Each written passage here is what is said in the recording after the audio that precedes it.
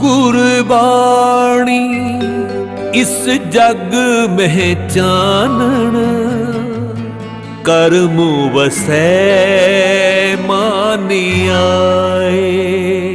ਗੁਰਬਾਣੀ ਨੂੰ ਪੜ੍ਹਨਾ ਹੋਵੇ, ਗੁਰਬਾਣੀ ਨੂੰ ਵਿਚਾਰਨਾ ਹੋਵੇ, ਇੱਕ ਗੱਲ ਦਾ ਖਿਆਲ ਰੱਖਣਾ ਬਹੁਤ ਜ਼ਰੂਰੀ ਆ। ਗੁਰੂ ਨਾਨਕ ਪਾਤਸ਼ਾਹ ਜੀ ਨੇ ਜਿਸ ਵੇਲੇ ਇਸ ਸੰਸਾਰ ਦਾ ਭਰਮਣ ਕੀਤਾ, ਪ੍ਰਚਾਰ ਫੇਰੀਆਂ ਕੀਤੀਆਂ, ਤੇ ਗੁਰੂ ਨਾਨਕ ਪਾਤਸ਼ਾਹ ਦੇ ਕੋਲ ਇੱਕ ਕਿਤਾਬ ਸੀ, ਇੱਕ ਪੋਥੀ ਸੀ, ਜਿਹਦੇ ਵਿੱਚ ਉਹ ਗੁਰਬਾਣੀ ਲਿਖਦੇ ਸਨ। ਉਹਨਾਂ ਦੇ ਨਾਲ ਭਾਈ ਮਰਦਾਨਾ ਜੀ ਸਾਥ ਦਿੰਦੇ ਰਹੇ। ਉਹਨਾਂ ਨੇ ਜਿਹੜੀ ਵੀ ਗੁਰਬਾਣੀ ਆਪਣੀ ਉਚਾਰਨ ਕੀਤੀ, ਉਹਨੂੰ ਬੜੀ ਸ਼ਰਧਾ ਦੇ ਨਾਲ, ਬੜੇ ਪਿਆਰ ਦੇ ਨਾਲ ਉਸ ਪੋਥੀ ਦੇ ਉੱਤੇ ਲਿਖ ਲਿਆ, ਤੇ ਇਹਦਾ ਜ਼ਿਕਰ ਭਾਈ ਗੁਰਦਾਸ ਜੀ ਨੇ ਕੀਤਾ।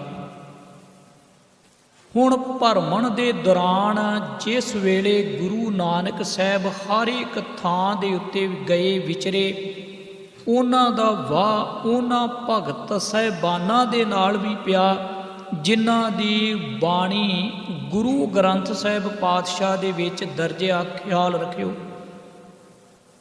ਹੁਣ ਜਿਸ ਵੇਲੇ ਗੁਰੂ ਨਾਨਕ ਪਾਤਸ਼ਾਹ ਜੀ ਉਸ ਅਸਥਾਨ 'ਤੇ ਜਾਂਦੇ ਸਨ, ਤੇ ਗੁਰੂ ਪਾਤਸ਼ਾਹ ਜੀ ਉਸ ਬਾਣੀ ਨੂੰ ਸਰਵਣ ਕਰਦੇ ਸੀ ਉਹਨਾਂ ਦੇ ਉੱਤਰਾਧਿਕਾਰੀਆਂ ਦੇ ਕੋਲੋਂ, ਕਿਉਂਕਿ ਬਹੁਤਾਤ ਦੇ ਵਿੱਚ ਬਹੁਤੇ ਭਗਤ ਸਰੀਰ ਕਰਕੇ ਦੁਨੀਆ ਤੋਂ ਚਲੇ ਗਏ ਸਨ, ਤੇ ਉਹਨਾਂ ਦੇ ਉੱਤਰਾਧਿਕਾਰੀ ਜਿਹੜੇ ਉਹ ਉਹਨਾਂ ਦੀ ਗੱਦੀ ਦੇ ਉੱਤੇ ਬੈਠੇ ਸੇਵਾ ਸੰਭਾਲ ਕਰੀ ਜਾ ਰਹੇ ਸਨ। ਗੁਰੂ ਨਾਨਕ ਪਾਤਸ਼ਾਹ ਜੀ ਨੇ ਕੋਈ ਐਸਾ ਅਸਥਾਨ ਨਹੀਂ ਛੱਡਿਆ ਜਿੱਥੋਂ ਤੱਕ ਵੀ ਉਹਨਾਂ ਦੀ ਪਹੁੰਚ ਹੋਈ। ਉਹਨਾਂ ਨੇ ਹਰ ਇੱਕ ਇਹੋ ਜਿਹੇ ਅਸਥਾਨ 'ਤੇ ਪਹੁੰਚ ਕੀਤੀ, ਉਹਨਾਂ ਲੋਕਾਂ ਨੂੰ ਮਿਲਣ ਦੀ, ਉਹਨਾਂ ਨਾਲ ਵਿਚਾਰ ਚਰਚਾ ਕਰਨ ਦੀ। ਭਾਵੇਂ ਕਿ ਗੁਰੂ ਨਾਨਕ ਪਾਤਸ਼ਾਹ ਜੀ ਦੀ ਨਿਗਾਹ ਦੇ ਵਿੱਚ ਸ਼ਮੇਰ ਪਰਬਤ ਦੇ ਉੱਤੇ ਬੈਠੇ ਹੋਏ ਜੋਗੀਨਾਥ ਸਨ, ਉੱਥੋਂ ਤੱਕ ਵੀ ਪਹੁੰਚ ਕਰ ਗਏ ਗੁਰੂ ਪਾਤਸ਼ਾਹ, ਕਿਉਂਕਿ ਸਾਹਿਬ ਹਰ ਇੱਕ ਧਾਰਮਿਕ ਬੰਦੇ ਦਾ ਨਜ਼ਰੀਆ ਵੇਖਣਾ ਚਾਹੁੰਦੇ ਸੀ, ਹਰ ਇੱਕ ਧਾਰਮਿਕ ਬੰਦੇ ਦੇ ਨਾਲ ਗੱਲਬਾਤ ਕਰਨੀ ਚਾਹੁੰਦੇ ਸਨ ਵੀ ਇਹ ਆਦਮੀ, ਇਹ ਮਨੁੱਖ ਕਿੱਥੋਂ ਕੁ ਤੱਕ ਸੋਚ ਰੱਖਦਾ ਤੇ ਸਮਾਜ ਵਾਸਤੇ ਇਹ ਬੰਦਾ ਕੀ ਕਰ ਸਕਦਾ, ਕਿਉਂਕਿ ਇਹ ਸਾਰਾ ਗਿਆਨ ਸਮਾਜ ਦੇ ਕੰਮ ਆਉਣ ਵਾਲੀ ਚੀਜ਼ ਸੀ। ਤੇ ਜਿਸ ਗਿਆਨ ਦੇ ਨਾਲ ਸਮਾਜ ਦਾ ਕੁਛ ਸਵਰਦਾ ਹੀ ਨਾ ਹੋਵੇ, ਉਹ ਗਿਆਨ ਕਿਸੇ ਕੰਮ ਦਾ ਨਹੀਂ ਹੁੰਦਾ। ਗਿਆਨ ਤੇ ਉਹੀ ਆ ਨਾ ਜਿਹਦੇ ਨਾਲ ਸਾਡਾ ਭਲਾ ਹੋਵੇ, ਸਾਡੇ ਸਮਾਜ ਦਾ ਕੁਛ ਭਲਾ ਹੋਵੇ, ਸਾਡੀ ਆਉਣ ਵਾਲੀ ਜਨਰੇਸ਼ਨ ਦਾ ਕੁਛ ਭਲਾ ਹੋਵੇ। ਤੇ ਜਿਹੜਾ ਗਿਆਨ ਕਿਸੇ ਦਾ ਭਲਾ ਹੀ ਨਾ ਕਰਦਾ ਹੋਵੇ ਜਾਂ ਕਿਸੇ ਦੇ ਹੱਕ 'ਚ ਨਾ ਹੋਵੇ, ਇਹੋ ਜਿਹੇ ਗਿਆਨ ਦੀ ਕੋਈ ਬਹੁਤੀ ਲੋੜ ਨਹੀਂ ਹੁੰਦੀ। ਗੁਰੂ ਨਾਨਕ ਪਾਤਸ਼ਾਹ ਇਸ ਕਰਕੇ ਆਲੇ ਦੁਆਲੇ ਵੇਖ ਰਹੇ ਸੀ। ਹੁਣ ਮਹਾਰਾਜ ਨੇ ਜਦੋਂ ਇਸ ਬਾਣੀ ਨੂੰ ਇਕੱਤਰ ਕਰਨਾ ਚਾਹਿਆ ਨਾ, ਉਸ ਵੇਲੇ ਗੁਰੂ ਨਾਨਕ ਸਾਹਿਬ ਦੇ ਕੋਲ ਇੱਕ ਕਸਵੱਟੀ ਸੀ। ਖਿਆਲ ਕਰਿਓ, ਮਹਾਰਾਜ ਇੱਕ ਕਸਵੱਟੀ ਲੈ ਕੇ ਚੱਲੇ ਸੀ, ਜਿਵੇਂ ਸੁਨਿਆਰ ਦੀ ਦੁਕਾਨ ਦੇ ਉੱਤੇ ਇੱਕ ਕਸਵੱਟੀ ਹੁੰਦੀ ਆ, ਕਸੌਟੀ। ਸੁਨਿਆਰ ਭਾਵੇਂ ਕਿੰਨਾ ਵੀ ਸਿਆਣਾ, ਸਮਝਦਾਰ, ਅਕਲਮੰਦ ਹੋਵੇ, ਕੋਈ ਵੀ ਗਾਹਕ ਉਹਦੇ ਕੋਲ ਸੋਨਾ ਵੇਚਣ ਆਵੇ ਤੇ ਸਭ ਤੋਂ ਪਹਿਲਾਂ ਉਹ ਇੱਕ ਕਸਵੱਟੀ ਲਾ ਕੇ ਤੇ ਪਰਖ ਕਰਦਾ ਵੀ ਇਹ ਸੋਨਾ ਅਸਲੀ ਆ, ਕਿਤੇ ਖੋਟਾ ਤਾਂ ਨਹੀਂ। ਜੇ ਉਹਦੀ ਕਸਵੱਟੀ ਤੇ ਖਰਾ ਉਤਰੇ ਤੇ ਉਹਦਾ ਮੁੱਲ ਦੇ ਦਿੰਦਾ ਵੀ ਇਹ ਸੋਨਾ ਖਰਾ, ਖੋਟੇ ਨੂੰ ਪ੍ਰਵਾਨ ਨਹੀਂ ਕਰਦਾ। ਨਕਲੀ ਸੋਨਾ ਉਹਨੇ ਕੀ ਕਰਨਾ। ਜੇ ਉਹਦੇ ਕੋਲ ਕਸਵੱਟੀ ਨਾ ਹੋਵੇ, ਹੋ ਸਕਦਾ ਸੁਨਿਆਰ ਲੁੱਟਿਆ ਜਾਏ। ਗੁਰੂ ਨਾਨਕ ਪਾਤਸ਼ਾਹ ਨੇ ਇੱਕ ਕਸਵੱਟੀ ਲਈ। ਮਹਾਰਾਜ ਦੇ ਕੋਲ ਕਿਹੜੀ ਕਸਵੱਟੀ ਸੀ? ਗੁਰੂ ਗ੍ਰੰਥ ਸਾਹਿਬ ਪਾਤਸ਼ਾਹ ਦੇ ਅੰਦਰ ਆਰੰਭ 'ਚ ਜਿਹੜਾ ਮੂਲ ਮੰਤਰ ਆ ਨਾ, ਇੱਕ ਓੰਕਾਰ ਤੋਂ ਲੈ ਕੇ ਗੁਰ ਪ੍ਰਸਾਦ ਤੱਕ, ਇਹ ਅਸਲ ਦੇ ਵਿੱਚ ਮੂਲ ਮੰਤਰ ਕਸਵੱਟੀ ਸੀ। ਬਾਬੇ ਨਾਨਕ ਨੇ ਇਸ ਕਸਵੱਟੀ ਦੇ ਉੱਤੇ ਪਰਖਿਆ ਗਿਆਨ ਨੂੰ, ਵੀ ਜਿਹੜਾ ਗਿਆਨ ਇਸ ਕਸਵੱਟੀ ਤੇ ਪੂਰਾ ਉਤਰਦਾ ਉਹ ਬਾਬੇ ਨੇ ਪ੍ਰਵਾਨ ਕਰ ਲਿਆ। ਜਿਹੜਾ ਇਸ ਘਸਵੱਟੀ ਤੇ ਨਹੀਂ ਸੀ ਉਤਰਦਾ ਉਹਨੂੰ ਗੁਰੂ ਪਾਤਸ਼ਾਹ ਜੀ ਨੇ ਰੱਦ ਕਰ ਦਿੱਤਾ, ਖਤਮ ਕਰ ਦਿੱਤਾ ਵੀ ਇਹ ਸਾਡੇ ਕੰਮ ਦਾ ਨਹੀਂ, ਕਿਉਂਕਿ ਮੂਲ ਮੰਤਰ ਦੇ ਵਿੱਚ ਗੱਲ ਅਕਾਲ ਪੁਰਖ ਤੋਂ ਛੋਟ ਹੋਰ ਕੋਈ ਹੈ ਹੀ ਨਹੀਂ। ਗੱਲ ਤੇ ਰੱਬ ਦੀ ਕਰਨੀ ਸੀ ਗੁਰੂ ਨਾਨਕ ਸਾਹਿਬ ਨੇ, ਤੇ ਜਿਹੜੀ ਗੱਲ ਰੱਬ ਤੋਂ ਪਾਸੇ ਲਿਜਾਂਦੀ ਹੋਵੇ, ਜਿਹੜੀ ਗੱਲ ਰੱਬ ਤੋਂ ਪਰੇ ਹੋ ਕੇ ਗੱਲ ਕਰਦੀ ਹੋਵੇ, ਜਿਹਦਾ ਗੁਰਮਤ ਸਿਧਾਂਤ ਦੇ ਨਾਲ ਕੋਈ ਮੇਲ ਨਾ ਹੋਵੇ, ਉਹ ਕੀ ਕਰਨਾ ਗਿਆਨ। ਹੁਣ ਗੁਰੂ ਪਾਤਸ਼ਾਹ ਜੀ ਨੇ ਇਸੇ ਕਰਕੇ ਇਹ ਘਸਵੱਟੀ ਲਈ ਤੇ ਜਿਸ ਵੇਲੇ ਭਰਮਣ ਕੀਤਾ, ਜਿੱਥੋਂ ਜਿੱਥੋਂ ਵੀ ਗੁਰਬਾਣੀ ਇਕੱਤਰ ਹੋਈ, ਗੁਰੂ ਨਾਨਕ ਪਾਤਸ਼ਾਹ ਜੀ ਕਰਦੇ ਗਏ। ਕਿਉਂਕਿ ਗੁਰਬਾਣੀ ਨੂੰ ਸਮਝਣ ਵਾਸਤੇ ਕਈ ਵਾਰੀ ਸਾਨੂੰ ਬੜੇ ਭੁਲੇਖਿਆਂ ਦਾ ਸ਼ਿਕਾਰ ਹੋਣਾ ਪੈਂਦਾ। ਮੈਂ ਬੇਨਤੀ ਕਰਾਂ,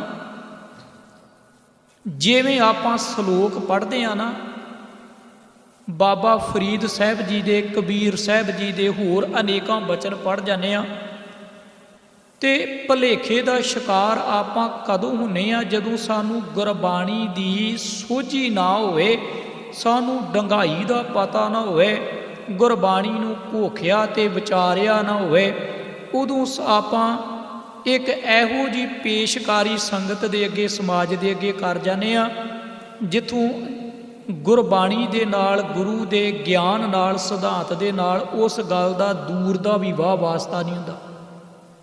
ਇੱਕ ਸ਼ਲੋਕ, ਕਿਉਂਕਿ ਪੌੜੀ ਦੀ ਆਪਾਂ ਵਿਚਾਰ ਕਰਨੀ ਆ, ਇੱਕ ਸ਼ਲੋਕ ਬਾਬਾ ਫਰੀਦ ਸਾਹਿਬ ਜੀ ਦਾ ਆਉਂਦਾ, ਕਾਗਾ ਕਰੰਗ ਢੰਡੋਲਿਆ ਸਗਲਾ ਖਾਇਆ ਮਾਸ।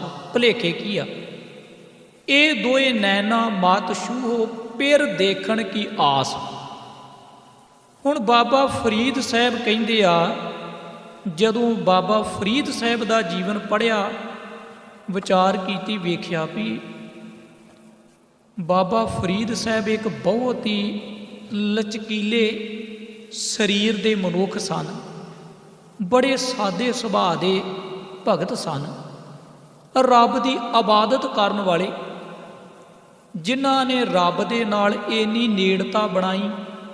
ਤੇ ਜਦੋਂ ਇਹਨਾਂ ਸ਼ਲੋਕਾਂ ਦੀ ਸਾਨੂੰ ਸਮਝ ਨਾ ਪਈ, ਅਸੀਂ ਭਾਵ-ਅਰਥ ਨਾ ਸਮਝ ਸਕੇ, ਤੇ ਕਹਾਣੀਕਾਰਾਂ ਨੇ ਇੱਕ ਫੋਟੋ ਬਣਾਈ ਬਾਬਾ ਜੀ ਦੀ, ਉਹਦੇ ਤੇ ਇੱਕ ਕਾਂ ਦੀ ਫੋਟੋ ਬਣਾਈ, ਤੇ ਬਾਬਾ ਫਰੀਦ ਜੀ ਨੂੰ ਕਾਂ ਦੇ ਅੱਗੇ ਚੌਂਕੜੀ ਮਾਰ ਕੇ ਬਿਠਾ ਦਿੱਤਾ, ਤੇ ਬਾਬਾ ਜੀ ਦੋਵੇਂ ਹੱਥ ਜੋੜ ਕੇ ਕਾਂ ਦੇ ਅੱਗੇ ਬੈਠੇ, ਕਹਿੰਦੇ ਆ, ਵੇਖੀ ਮੇਰਾ ਕਿਤੇ ਆ ਨੇਤਰ ਹੀ ਨਾ ਖਾ ਜੀ, ਸਰੀਰ ਤੇ ਤੂੰ ਖਾ ਹੀ ਲਿਆ। ਕਹਾਣੀ ਕੀ ਸੀ ਅਸਲ ਦੇ ਵਿੱਚ? ਗੁਰਬਾਣੀ ਕਿਸੇ ਕਾਂ ਦੇ ਪਰਥਾਏ ਜਾਂ ਕਿਸੇ ਬਾਹਰੀ ਉਦਾਹਰਨ ਵਾਸਤੇ ਨਹੀਂ ਸੀ। ਗੁਰਬਾਣੀ ਅਸਲ ਦੇ ਵਿੱਚ ਸਿਧਾਂਤਕ ਪਾਖਿਆ ਤੇ ਇਹਦਾ ਸੰਬੰਧ ਮਨੁੱਖ ਦੇ ਅੰਦਰ ਦੇ ਨਾਲ ਸੀ। ਹੁਣ ਬਾਬਾ ਫਰੀਦ ਸਾਹਿਬ ਜੀ ਦੀ ਇਹ ਗਲਤ ਤਸਵੀਰ ਪੈਦਾ ਕੀਤੀ ਗਈ, ਗਲਤ ਇੱਕ ਕਹਾਣੀ ਬਣਾ ਕੇ ਪੇਸ਼ ਕੀਤੀ ਗਈ। ਅਸਲ ਦੇ ਵਿੱਚ ਬੰਦਗੀ ਕਰਦਿਆਂ ਹੋਇਆਂ ਸਰੀਰ ਦਾ ਕਮਜ਼ੋਰ ਹੋ ਜਾਣਾ ਇੱਕ ਵੱਖਰੀ ਗੱਲ ਆ, ਕਿਉਂਕਿ ਪੁਰਾਤਨ ਸਮਿਆਂ ਦੇ ਵਿੱਚ ਜਦੋਂ ਇਤਿਹਾਸ ਪੜ੍ਹੋਗੇ ਤੇ ਰੱਬ ਨੂੰ ਪਾਉਣ ਵਾਸਤੇ, ਰੱਬ ਦੀ ਪ੍ਰਾਪਤੀ ਵਾਸਤੇ ਬੜੇ ਬੜੇ ਸੰਤ, ਮਹਾਤਮਾ, ਪੀਰ, ਫਕੀਰ, ਰਿਸ਼ੀ, ਮੁਨੀ, ਪੈਗੰਬਰ ਪੈਦਾ ਹੋਏ, ਜਿਨ੍ਹਾਂ ਨੇ ਇੱਕ ਰਾਹ ਚੁਣਿਆ ਸੀ ਵੀ ਆਨੀ ਛੱਡ ਦਿਓ, ਭੁੱਖੇ ਰਹਿ ਲਓ, ਆਪਣੇ ਸਰੀਰ ਨੂੰ ਸੁਕਾ ਲਿਆ, ਜਾਂ ਉਹਨਾਂ ਨੇ ਜੰਗਲ ਵਾਸ ਕੀਤਾ, ਘਰ ਬਾਹਰ ਛੱਡ ਦਿੱਤੇ, ਜਾਂ ਉਹਨਾਂ ਧਰਤੀ ਦਾ ਭਰਮਣ ਕੀਤਾ, ਦੁਨੀਆ ਦੀਆਂ ਸੁੱਖ ਸਹੂਲਤਾਂ ਨੂੰ ਉਹਨਾਂ ਨੇ ਛੱਡ ਕੇ ਤੇ ਪਰਮਾਤਮਾ ਦੀ ਪ੍ਰਾਪਤੀ ਵਾਲਾ ਰਾਹ ਚੁਣਿਆ। ਪਰ ਅਸਲ ਰਾਹ ਗਲਤ ਸੀ। ਇਹ ਗੁਰੂ ਨਾਨਕ ਪਾਤਸ਼ਾਹ ਨੇ ਆਖਿਆ ਵੀ ਇਹ ਰਾਹ ਠੀਕ ਨਹੀਂ, ਕਿਉਂਕਿ ਪਰਮਾਤਮਾ ਦੀ ਪ੍ਰਾਪਤੀ ਵਾਸਤੇ ਭੁੱਖੇ ਰਹਿਣਾ, ਦੁਨੀਆ ਦੀਆਂ ਸੁੱਖ ਸਹੂਲਤਾਂ ਨੂੰ ਤਿਆਗ ਦੇਣਾ, ਜਾਂ ਇਹੋ ਜਿਹਾ ਕੋਈ ਕਰਮ ਕਰਨਾ ਲੋੜ ਨਹੀਂ ਸੀ। ਮਹਾਰਾਜ ਕਹਿੰਦੇ ਅਸਲ ਕਹਾਣੀ ਕੀ ਸੀ, ਜਿਹੜੀ ਆਪਾਂ ਕੱਲ੍ਹ ਵਿਚਾਰੀ ਸੀ ਵੀ ਬੰਦੇ ਨੂੰ ਆਪਣੀ ਮੱਤ ਛੱਡ ਕੇ ਗੁਰੂ ਦੀ ਮੱਤ ਜਦੋਂ ਧਾਰਨ ਕਰਨੀ ਪੈਂਦੀ ਆ ਤੇ ਆਪਾਂ ਭਾਵ ਤਿਆਗਣਾ ਪੈਂਦਾ, ਉਹਦੇ ਵਿੱਚ ਫਿਰ ਤੁਹਾਨੂੰ ਆ ਸੁੱਖ ਸਹੂਲਤਾਂ ਛੱਡਣ ਦੀ ਲੋੜ ਨਹੀਂ। ਇਹ ਮੰਨਦਿਆਂ ਹੋਇਆਂ ਵੀ ਰੱਬ ਦੀ ਪ੍ਰਾਪਤੀ ਹੋ ਸਕਦੀ ਆ। ਹੁਣ ਬਾਬਾ ਫਰੀਦ ਸਾਹਿਬ ਦਾ ਅਸਲ ਜਿਹੜਾ ਕਹਿਣਾ ਸੀ ਦੁਨੀਆ ਦੇ ਲੋਕਾਂ ਨੂੰ, ਉਹ ਤੇ ਇਹ ਸੀ ਵੀ ਹੇ ਕਾਮ ਰੂਪੀ ਕਾਂ, ਤੂੰ ਬੜਾ ਬਲਵਾਨ ਆ। ਗੁਰਬਾਣੀ ਦੇ ਵਿੱਚ ਵਕਾਰਾਂ ਦੀ ਗੱਲ ਚੱਲਦੀ ਆ। ਤੇ ਜੇ ਸਰੀਰ ਨਿਰਬਲ ਵੀ ਹੋ ਜਾਏ ਬੰਦੇ ਦਾ, 70 ਸਾਲ ਦਾ ਵੀ ਹੋ ਜਾਏ, ਤੇ ਆਖਰਕਾਰ ਇਹਨਾਂ ਨੇਤਰਾਂ ਦੇ ਵਿੱਚ ਜਿਹੜੀ ਵਾਸ਼ਨਾ ਉਹ ਕਦੇ ਵੀ ਬੁੱਢੀ ਨਹੀਂ ਹੁੰਦੀ। ਮੈਂ ਇੱਕ ਹੋਰ ਬੇਨਤੀ ਕਰ ਜਾਵਾਂ, ਜਿਵੇਂ ਬੰਦੇ ਨੂੰ ਭੁੱਖ ਲੱਗੀ ਹੋਵੇ ਨਾ, ਪੇਟ ਦਾ ਭੁੱਖਾ ਹੋਵੇ ਬੰਦਾ, ਤੇ ਉਹਦਾ ਕੋਈ ਨਾ ਕੋਈ ਪ੍ਰਬੰਧ ਕੀਤਾ ਜਾ ਸਕਦਾ, 2 ਰੋਟੀਆਂ ਦੇ ਦਿਓ, ਬੰਦੇ ਦੀ ਭੁੱਖ ਮਿਟ ਸਕਦੀ ਆ। ਪਰ ਅੱਖਾਂ ਦੀ ਭੁੱਖ ਨੂੰ ਕੌਣ ਮਿਟਾਏਗਾ? ਅੱਖਾਂ ਦੀ ਭੁੱਖ ਤਾਂ ਨਹੀਂ ਨਾ ਮਿਟ ਸਕਦੀ, ਇਹ ਤੇ ਵੱਧਦੀ ਜਾਏਗੀ ਆਦਮੀ ਦੀ। ਤੇ ਅੱਖਾਂ ਦੀ ਭੁੱਖ ਬੜੀ ਖਤਰਨਾਕ ਭੁੱਖ ਆ, ਇਹ ਨਹੀਂ ਮਿਟਦੀ। ਬਾਬਾ ਫਰੀਦ ਸਾਹਿਬ ਕਹਿੰਦੇ ਆ, ਮੇਰਾ ਸਰੀਰ ਨਿਰਬਲ ਹੋ ਚੁੱਕਾ ਵਾ, ਹੇ ਕਾਮ ਰੂਪੀ ਕਾਂ, ਵਕਾਰ ਰੂਪੀ ਕਾਂ, ਤੂੰ ਮੇਰਾ ਖਹਿੜਾ ਛੱਡ। ਭਾਵੇਂ ਕਿ ਬਾਬਾ ਫਰੀਦ ਸਾਹਿਬ ਜੀ ਦੇ ਅੰਦਰ ਇਹੋ ਜਿਹੀ ਕੋਈ ਵੀ ਹਿਲ ਜੁਲ ਨਹੀਂ ਹੋ ਰਹੀ, ਕੋਈ ਐਸੀ ਘਟਨਾ ਨਹੀਂ ਵਾਪਰ ਰਹੀ, ਪਰ ਸਮਾਜ ਨੂੰ ਸਮਝਾਉਣ ਦਾ ਇੱਕ ਢੰਗ ਤਰੀਕਾ, ਆਪਣੇ ਉੱਤੇ ਗੱਲ ਨੂੰ ਟਿਕਾਉਣਾ, ਗੁਰੂ ਸਾਹਿਬ ਨੇ ਵੀ ਇਹੀ ਤਰੀਕਾ ਜਿਹੜਾ ਅਪਣਾਇਆ। ਹੁਣ ਜਦੋਂ ਸਾਨੂੰ ਇਹੋ ਜਿਹੇ ਸ਼ਲੋਕਾਂ ਦੀ ਸਮਝ ਨਹੀਂ ਲੱਗੀ, ਉਸ ਵੇਲੇ ਆਪਾਂ ਗੁਰੂ ਸਾਹਿਬਾਂ ਦੇ ਸਿਧਾਂਤਾਂ ਦੀਆਂ ਧੱਜੀਆਂ ਹੀ ਉਡਾ ਕੇ ਰੱਖ ਦਿੱਤੀਆਂ। ਇੱਕ ਮੈਂ ਸ਼ਬਦ ਹੋਰ ਆਪ ਜੀ ਦੇ ਨਾਲ ਸਾਂਝਾ ਕਰਾਂ। ਜਿਵੇਂ ਗੁਰਬਾਣੀ ਦੇ ਵਿੱਚ ਇੱਕ ਸਿਧਾਂਤਕ ਪੱਖ ਗੁਰੂ ਨਾਨਕ ਪਾਤਸ਼ਾਹ ਜੀ ਦਾ, ਉਹਨਾਂ ਨੇ ਔਰਤ ਦੇ ਪੱਖ ਦੇ ਵਿੱਚ ਇੱਕ ਗੱਲ ਕੀਤੀ, ਆਖਿਆ ਸੋ ਕਿਉਂ ਮੰਦਾ ਆਖੀਏ ਜਿਤ ਜੰਮੇ ਰਾਜਾ। ਪਰ ਜਦੋਂ ਆਪਾਂ ਗੁਰੂ ਤੇਗ ਬਹਾਦਰ ਪਾਤਸ਼ਾਹ ਦੇ ਸ਼ਬਦ ਦੀ ਵਿਆਖਿਆ ਕੀਤੀ ਵੀ ਘਰ ਕੀ ਨਾਰ ਬਹੁਤ ਹਿਤ ਜਾਂਸਿਓ ਸਦਾ ਰਹਿਤ ਸੰਗ ਲਾਗੀ, ਜਬ ਹੀ ਹੰਸ ਤਜੀਏ ਕਾਇਆ ਪ੍ਰੇਤ ਪ੍ਰੇਤ ਕਰ ਭਾਗੀ। ਹੁਣ ਉਥੇ ਸਿਧਾਂਤਕ ਪੱਖ ਕੀ, ਤੇ ਇੱਥੇ ਆਪਾਂ ਆ ਕੇ ਔਰਤ ਦੀ ਤੁਹੀਨ ਵਾਲੇ ਪਾਸੇ ਨੂੰ ਚੱਲ ਪਏ ਵੀ ਵੇਖੋ ਗੁਰੂ ਸਾਹਿਬ ਤੇ ਕਹਿੰਦੇ ਆ ਵੀ ਔਰਤ ਜਿਹੜੀ ਆ ਉਹ ਸਦਾ ਬੰਦੇ ਦੇ ਨੇੜੇ ਰਹਿੰਦੀ ਆ, ਨਜ਼ਦੀਕ ਰਹਿੰਦੀ ਆ, ਨੇੜੇ ਦਾ ਸਾਥੀ ਆ। ਪਰ ਬੰਦਾ ਮਰ ਜਾਏ ਤੇ ਇਹ ਵੀ ਬੰਦੇ ਦਾ ਖਹਿੜਾ ਛੱਡ ਕੇ ਪਾਸੇ ਹੋ ਜਾਂਦੀ ਵੀ ਗੁਜ਼ਰ ਗਿਆ, ਹੁਣ ਇਹਦੇ ਤੋਂ ਕੀ ਲੈਣਾ। ਇੱਦਾਂ ਦੀ ਕਹਾਣੀ ਨਹੀਂ ਸੀ ਕੋਈ ਵੀ ਗੁਰਬਾਣੀ ਦੇ ਅੰਦਰ। ਜਿਹੜੀ ਗੁਰੂ ਪਾਤਸ਼ਾਹ ਨੇ ਗੁਰੂ ਗ੍ਰੰਥ ਸਾਹਿਬ ਪਾਤਸ਼ਾਹ ਦੇ ਅੰਦਰ ਇੱਕ ਵਾਰੀ ਗੁਰਮਤਿ ਸਿਧਾਂਤ ਦੀ ਗੱਲ ਕਰ ਦਿੱਤੀ, ਉਹਦੀ ਦੁਬਾਰਾ ਕਾਟ ਨਹੀਂ ਹੋਈ, ਨਾ ਕਾਟ ਉਹਦੀ ਕੀਤੀ ਗਈ। ਦੂਸਰਾ ਆਪਾਂ ਸ਼ਲੋਕ ਪੜ੍ਹਦੇ ਹਾਂ ਗੁਰੂ ਅਰਜਨ ਸਾਹਿਬ ਪਾਤਸ਼ਾਹ ਦਾ, ਵੀ ਕਾਮਵੰਤ ਕਾਮੀ ਬਹੁ ਨਾਰੀ, ਪਰ ਗ੍ਰਹਿ ਜੋ ਨਾ ਚੁਕੈ, ਦਿਨ ਪ੍ਰਤ ਕਰੇ ਕਰੇ ਪਛਤਾਪੇ, ਸੋਗ ਲੋਭ ਮੈਂ ਸੂਕੇ। ਤੀਸਰਾ ਪ੍ਰਮਾਣ ਬਾਬਾ ਕਬੀਰ ਸਾਹਿਬ ਜੀ ਦਾ, ਖਸਮ ਮਰੇ ਤੋ ਨਾਰ ਨਾ ਰੋਵੇ, ਉਸ ਰਖਵਾਰਾ ਔਰ ਹੋਵੇ। ਹੁਣ ਅਸਲ ਨਾਰ ਦਾ ਅਰਥ ਜਿਹੜਾ ਸੀ ਸਾਡੀ ਸਮਝ ਦੇ ਵਿੱਚ ਆਇਆ ਨਾ, ਆਪਾਂ ਨਾਰ ਦਾ ਅਰਥ ਇੱਕ ਔਰਤ ਦੇ ਨਾਲ ਫਿੱਟ ਕਰ ਲਿਆ। ਜਿਸ ਔਰਤ ਦੀ ਤੁਹੀਨ ਨਹੀਂ ਗੁਰਬਾਣੀ ਨੇ ਕੀਤੀ, ਜਿਸ ਔਰਤ ਦੇ ਹੱਕ ਦੇ ਵਿੱਚ ਗੁਰੂ ਸਾਹਿਬ ਭੁਗਤੇ, ਕਹਾਣੀ ਅਸਲ ਦੇ ਵਿੱਚ ਕੀ ਸੀ, ਮਾਇਆ ਰੂਪੀ ਨਾਰ ਦੀ ਗੱਲ ਚੱਲ ਰਹੀ ਸੀ ਗੁਰਬਾਣੀ ਦੇ ਵਿੱਚ। ਪਲਟਾ ਕਦੋਂ ਖਾਧਾ? ਜਦੋਂ ਸਾਡੇ ਕੋਲ ਸਮਝ ਨਾ ਆਈ, ਗੁਰਬਾਣੀ ਦੇ ਭਾਵ ਅਰਥ ਨਾ ਸਮਝੇ ਅਸੀਂ। ਇਹੋ ਜਿਹੇ ਅਨੇਕਾਂ ਪਲਟੇ ਖਾ ਗਏ। ਬਾਬਾ ਕਬੀਰ ਸਾਹਿਬ ਕਹਿੰਦੇ ਆ ਵੀ ਖਸਮ ਮਰ ਜਾਏ ਇਸ ਮਾਇਆ ਦਾ, ਇਹ ਨਹੀਂ ਰੋਂਦੀ, ਕਿਉਂਕਿ ਇਹ ਨਾਰ ਦਾ ਫਿਰ ਇੱਕ ਨਵਾਂ ਖਸਮ ਮਾਲਕ ਪੈਦਾ ਹੋ ਜਾਂਦਾ। ਖਸਮ ਮਰੇ ਤੋਂ ਨਾਰ ਨਾ ਰੋਵੇ, ਉਸ ਰਖਵਾਰਾ ਔਰ ਹੋਵੇ। ਹੁਣ ਉਹਨੂੰ ਕੀ ਲੋੜ ਪਈ ਆ ਰੋਣ ਦੀ, ਕਿਉਂਕਿ ਇੱਕ ਮਾਲਕ ਮਰਿਆ ਤੇ ਦੂਸਰੇ ਨੇ ਇਹਨੂੰ ਸਾਂਭ ਲਿਆ। ਇਸ ਮਾਇਆ ਰੂਪੀ ਨਾਰ ਦੇ ਨਾਲ ਇਸ ਬੰਦੇ ਦਾ ਬੜਾ ਲਗਾ ਰਿਹਾ। ਇਹੀ ਗੱਲ ਗੁਰੂ ਤੇਗ ਬਹਾਦਰ ਪਾਤਸ਼ਾਹ ਨੇ ਕੀਤੀ ਸੀ ਵੀ ਘਰ ਕੀ ਨਾਰ ਬਹੁਤ ਹਿਤ ਜਾਂਸਿਓ। ਆ ਜਿਹੜੀ ਹਿਰਦੇ ਘਰ ਦੇ ਵਿੱਚ ਤੂੰ ਮਾਇਆ ਰੂਪੀ ਨਾਰ ਨੂੰ ਥਾਂ ਦਿੱਤੀ ਆ ਨਾ, ਬੰਦਿਆ ਜਿਸ ਵੇਲੇ ਸਰੀਰ ਤੋਂ ਪਰੇ ਹੁੰਦੀ ਏ ਰੂਹ, ਸਰੀਰ ਚਲਾ ਜਾਂਦਾ, ਉਦੋਂ ਇਹ ਨਹੀਂ ਰੋਂਦੀ, ਭੂਤ ਭੂਤ ਕਰ ਭਾਗੀ, ਉਦੋਂ ਪਰੇ ਹੋ ਜਾਂਦੀ ਆ। ਅਸਲ ਜਿਹੜੀ ਗੁਰਬਾਣੀ ਦੀ ਸਮਝ ਸੀ ਸਾਨੂੰ ਪੈਣੀ ਚਾਹੀਦੀ, ਉਹ ਨਹੀਂ ਪਈ, ਕਿਉਂਕਿ ਸੰਥਿਆ ਦੇ ਦੌਰਾਨ ਇਹ ਸ਼ਬਦ ਸਾਰੇ ਗੁਰੂ ਸਾਹਿਬ ਦੀ ਕਿਰਪਾ ਦੇ ਨਾਲ ਕਾਫੀ ਵਿਚਾਰੇ ਗਏ। ਹੁਣ ਆਪਾਂ ਭਗਤ ਧੰਨਾ ਸਾਹਿਬ ਦੀ ਪੌੜੀ ਵਾਲੇ ਪਾਸੇ ਨੂੰ ਆਈਏ। ਕੀ ਭੁਲੇਖੇ ਸਾਡੇ ਅੰਦਰ ਇਹ ਪੈ ਚੁੱਕੇ ਆ, ਐਵੇਂ ਊਟ ਪਟਾਂਗ ਜੀਆਂ ਕਹਾਣੀਆਂ ਤੇ ਕਥਾਵਾਂ ਘੜ ਘੜ ਕੇ ਜਿਹੜੀਆਂ ਸੰਗਤਾਂ ਦੇ ਸਾਹਮਣੇ ਪੇਸ਼ ਕੀਤੀਆਂ ਜਾਂਦੀਆਂ ਰਹੀਆਂ। ਜਿਸ ਵੇਲੇ ਗੁਰੂ ਪਾਤਸ਼ਾਹ ਜੀ ਨੇ ਗੁਰਬਾਣੀ ਦੀ ਸੰਪਾਦਨਾ ਕੀਤੀ ਨਾ, ਇਸ ਗੱਲ ਦਾ ਧਿਆਨ ਰੱਖਿਓ। ਮੈਂ ਇਸੇ ਕਰਕੇ ਬੜੀ ਚੋਣਵੇਂ ਜੇ ਬਚਨ ਆਪ ਜੀ ਦੇ ਨਾਲ ਟੂਕ ਮਾਤਰ ਜੇ ਕਰ ਰਿਹਾ ਵਾਂ। ਮਹਾਰਾਜ ਗੁਰੂ ਅਰਜਨ ਸਾਹਿਬ ਪਾਤਸ਼ਾਹ ਜੀ ਨੇ ਗੁਰੂ ਨਾਨਕ ਸਾਹਿਬ ਦੀ ਬਾਣੀ ਨੂੰ ਮੂਲ ਰੱਖਿਆ, ਕਿਉਂਕਿ ਸਿਧਾਂਤਕ ਬਾਣੀ ਸੀ ਗੁਰੂ ਨਾਨਕ ਸਾਹਿਬ ਦੀ। ਸ੍ਰੀ ਰਾਗ ਦੇ 40 ਸ਼ਬਦ 45 43 ਉਹ ਸਾਰੇ ਕਿਤੇ ਪੜ੍ਹੋ ਤੇ ਸਾਰੀ ਸਿਧਾਂਤਕ ਗੱਲ ਗੁਰੂ ਪਾਤਸ਼ਾਹ ਜੀ ਕਰ ਰਹੇ ਆ। ਜਪਜੀ ਸਾਹਿਬ ਦੇ ਅੰਦਰ ਵੀ ਜਿਹੜਾ ਸਿਧਾਂਤਕ ਪੱਖ ਰੱਖਿਆ ਉਹ ਅਖੀਰ ਤੱਕ ਚੱਲਦਾ, ਭਾਵ ਸ਼ੁਰੂ ਦੇ ਵਿੱਚ ਜਿਹੜੀ ਗੱਲ ਸਿਧਾਂਤ ਦੀ ਚੱਲਦੀ ਆ ਉਹ ਅਖੀਰ ਤੱਕ ਚੱਲਦੀ ਆ। ਵਿਚਕਾਰ ਜਾ ਕੇ ਜਾਂ ਕਿਤੇ ਵੀ ਵਿੱਚ ਉਸ ਸਿਧਾਂਤ ਨੂੰ ਕੱਟਿਆ ਨਹੀਂ ਗਿਆ, ਨਾ ਕਿਸੇ ਗੁਰੂ ਸਾਹਿਬ ਨੇ ਕੱਟਿਆ, ਨਾ ਭਗਤ ਸਾਹਿਬਾਨ ਨੇ ਕੱਟਿਆ, ਨਾ ਕਿਸੇ ਗੁਰਸਿੱਖ ਨੇ ਕੱਟਿਆ, ਤੇ ਨਾ ਹੀ ਸਾਨੂੰ ਸਿਧਾਂਤ ਨੂੰ ਕੱਟਣ ਦੀ ਕੋਈ ਲੋੜ ਆ, ਕਿਉਂਕਿ ਸਾਡੇ ਕੋਲ ਅਧਿਕਾਰ ਹੀ ਕੋਈ ਨਹੀਂ। ਸਿੱਖ ਦੇ ਕੋਲ ਕੀ ਅਧਿਕਾਰ ਆ ਵੀ ਉਹ ਗੁਰੂ ਸਾਹਿਬਾਂ ਦੇ ਸਿਧਾਂਤਾਂ ਦੀਆਂ ਧੱਸੀਆਂ ਡਾਦੇ। ਮਹਾਰਾਜ ਗੁਰੂ ਨਾਨਕ ਪਾਤਸ਼ਾਹ ਜੀ ਦੀ ਬਾਣੀ ਨੂੰ ਮੂਲ ਰੱਖਿਆ ਤੇ ਬਾਕੀ 34 ਮਹਾਂਪੁਰਖਾਂ ਨੂੰ ਵਿਆਖਿਆ ਸਰੂਪ ਰੱਖਿਆ ਗੁਰੂ ਅਰਜਨ ਸਾਹਿਬ ਪਾਤਸ਼ਾਹ ਨੇ। ਖਿਆਲ ਕਰਿਓ, ਬਾਕੀ ਗੁਰਬਾਣੀ ਸਾਰੀ ਵਿਆਖਿਆ ਸਰੂਪ ਆ, ਤੇ ਗੁਰੂ ਨਾਨਕ ਪਾਤਸ਼ਾਹ ਜੀ ਦੀ ਮੂਲ ਬਾਣੀ ਸਿਧਾਂਤਕ ਗੱਲ, ਉਸੇ ਸਿਧਾਂਤ ਦੀ ਵਿਆਖਿਆ ਬਾਕੀ ਗੁਰੂ ਸਾਹਿਬਾਨ ਕਰ ਰਹੇ ਆ। ਉਸੇ ਗੁਰਬਾਣੀ ਦੀ ਗੱਲ ਜਿਹੜੀ ਵਿਆਖਿਆ ਭੱਟ ਸਾਹਿਬਾਨ ਕਰ ਰਹੇ ਆ, ਗੁਰੂ ਸਿੱਖਾਂ ਦੀ ਬਾਣੀ ਉਹ ਕਰ ਰਹੇ ਆ।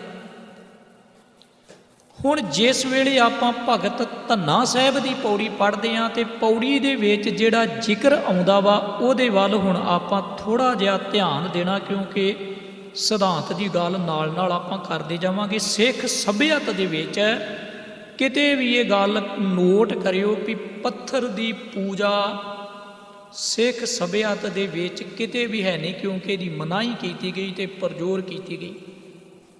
ਗੁਰੂ ਪਾਤਸ਼ਾਹ ਜੀ ਨੇ ਸਾਨੂੰ ਪੱਥਰ ਪੂਜਕ ਨਹੀਂ ਬਣਾਇਆ, ਤੇ ਨਾ ਕੋਈ ਪੱਥਰ ਪੂਜਾ ਵਾਲੀ ਗੱਲ ਹੈ ਹੀ ਆ ਸਿੱਖੀ ਦੇ ਅੰਦਰ।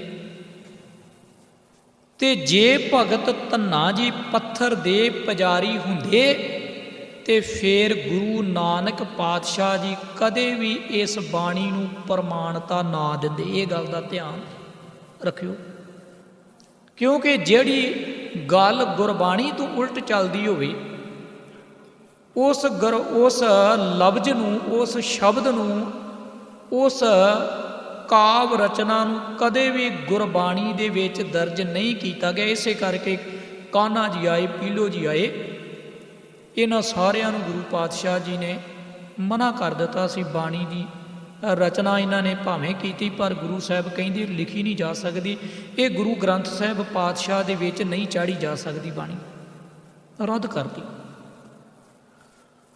ਹੁਣ ਜਿਸ ਵੇਲੇ ਆਪਾਂ ਗੁਰਬਾਣੀ ਪੜ੍ਹਦੇ ਹਾਂ ਤੇ ਗੁਰਬਾਣੀ ਦਾ ਸਿਧਾਂਤ ਸਾਡੇ ਸਾਹਮਣੇ ਆ, ਜਿੰਨਾ ਚਿਰ ਸਾਡੇ ਕੋਲ ਸਿਧਾਂਤਕ ਪੱਖ ਮਜ਼ਬੂਤ ਆ ਉਹਨਾਂ ਚਿਰ ਸਾਨੂੰ ਘਬਰਾਉਣ ਦੀ ਲੋੜ ਨਹੀਂ ਹੁੰਦੀ।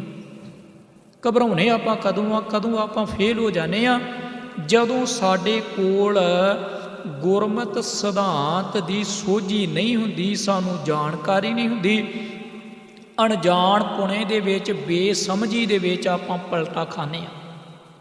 ਅਣਜਾਣ ਬੰਦਾ ਗੱਡੀ ਚਲਾ ਰਿਹਾ ਹੋਵੇ ਤੇ ਮੁਸ਼ਕਿਲ ਹੀ ਆ ਨਾ। ਕੋਈ ਵੀ ਕੰਮ ਅਣਜਾਣ ਬੰਦਾ ਕਰ ਰਿਹਾ ਹੋਵੇ ਤੇ ਉਹ ਕੰਮ ਪੂਰਾ ਨਹੀਂ ਹੋਵੇਗਾ, ਅਧੂਰਾ ਹੋਵੇਗਾ। ਅਧੂਰਾ ਗਿਆਨ ਵੀ ਬੜਾ ਖਤਰਨਾਕ ਹੁੰਦਾ।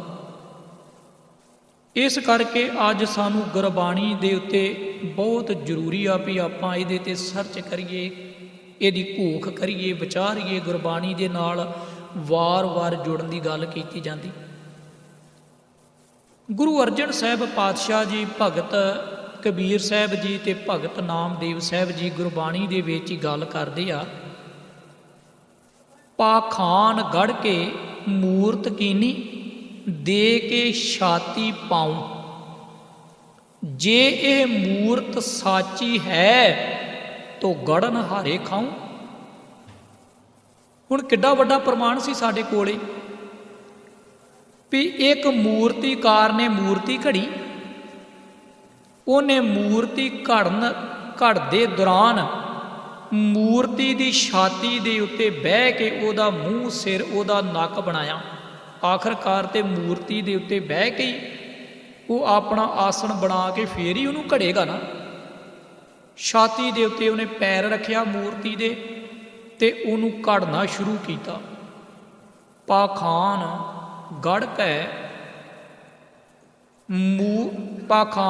ਗੜ ਕੇ ਮੂਰਤ ਕੀਨੀ ਦੇ ਕੇ ਛਾਤੀ ਪਾਉਂ, ਪੈਰ ਰੱਖਿਆ ਪੱਥਰ ਦੇ ਉੱਤੇ, ਮੂਰਤੀ ਘੜਨੀ ਸ਼ੁਰੂ ਕੀਤੀ।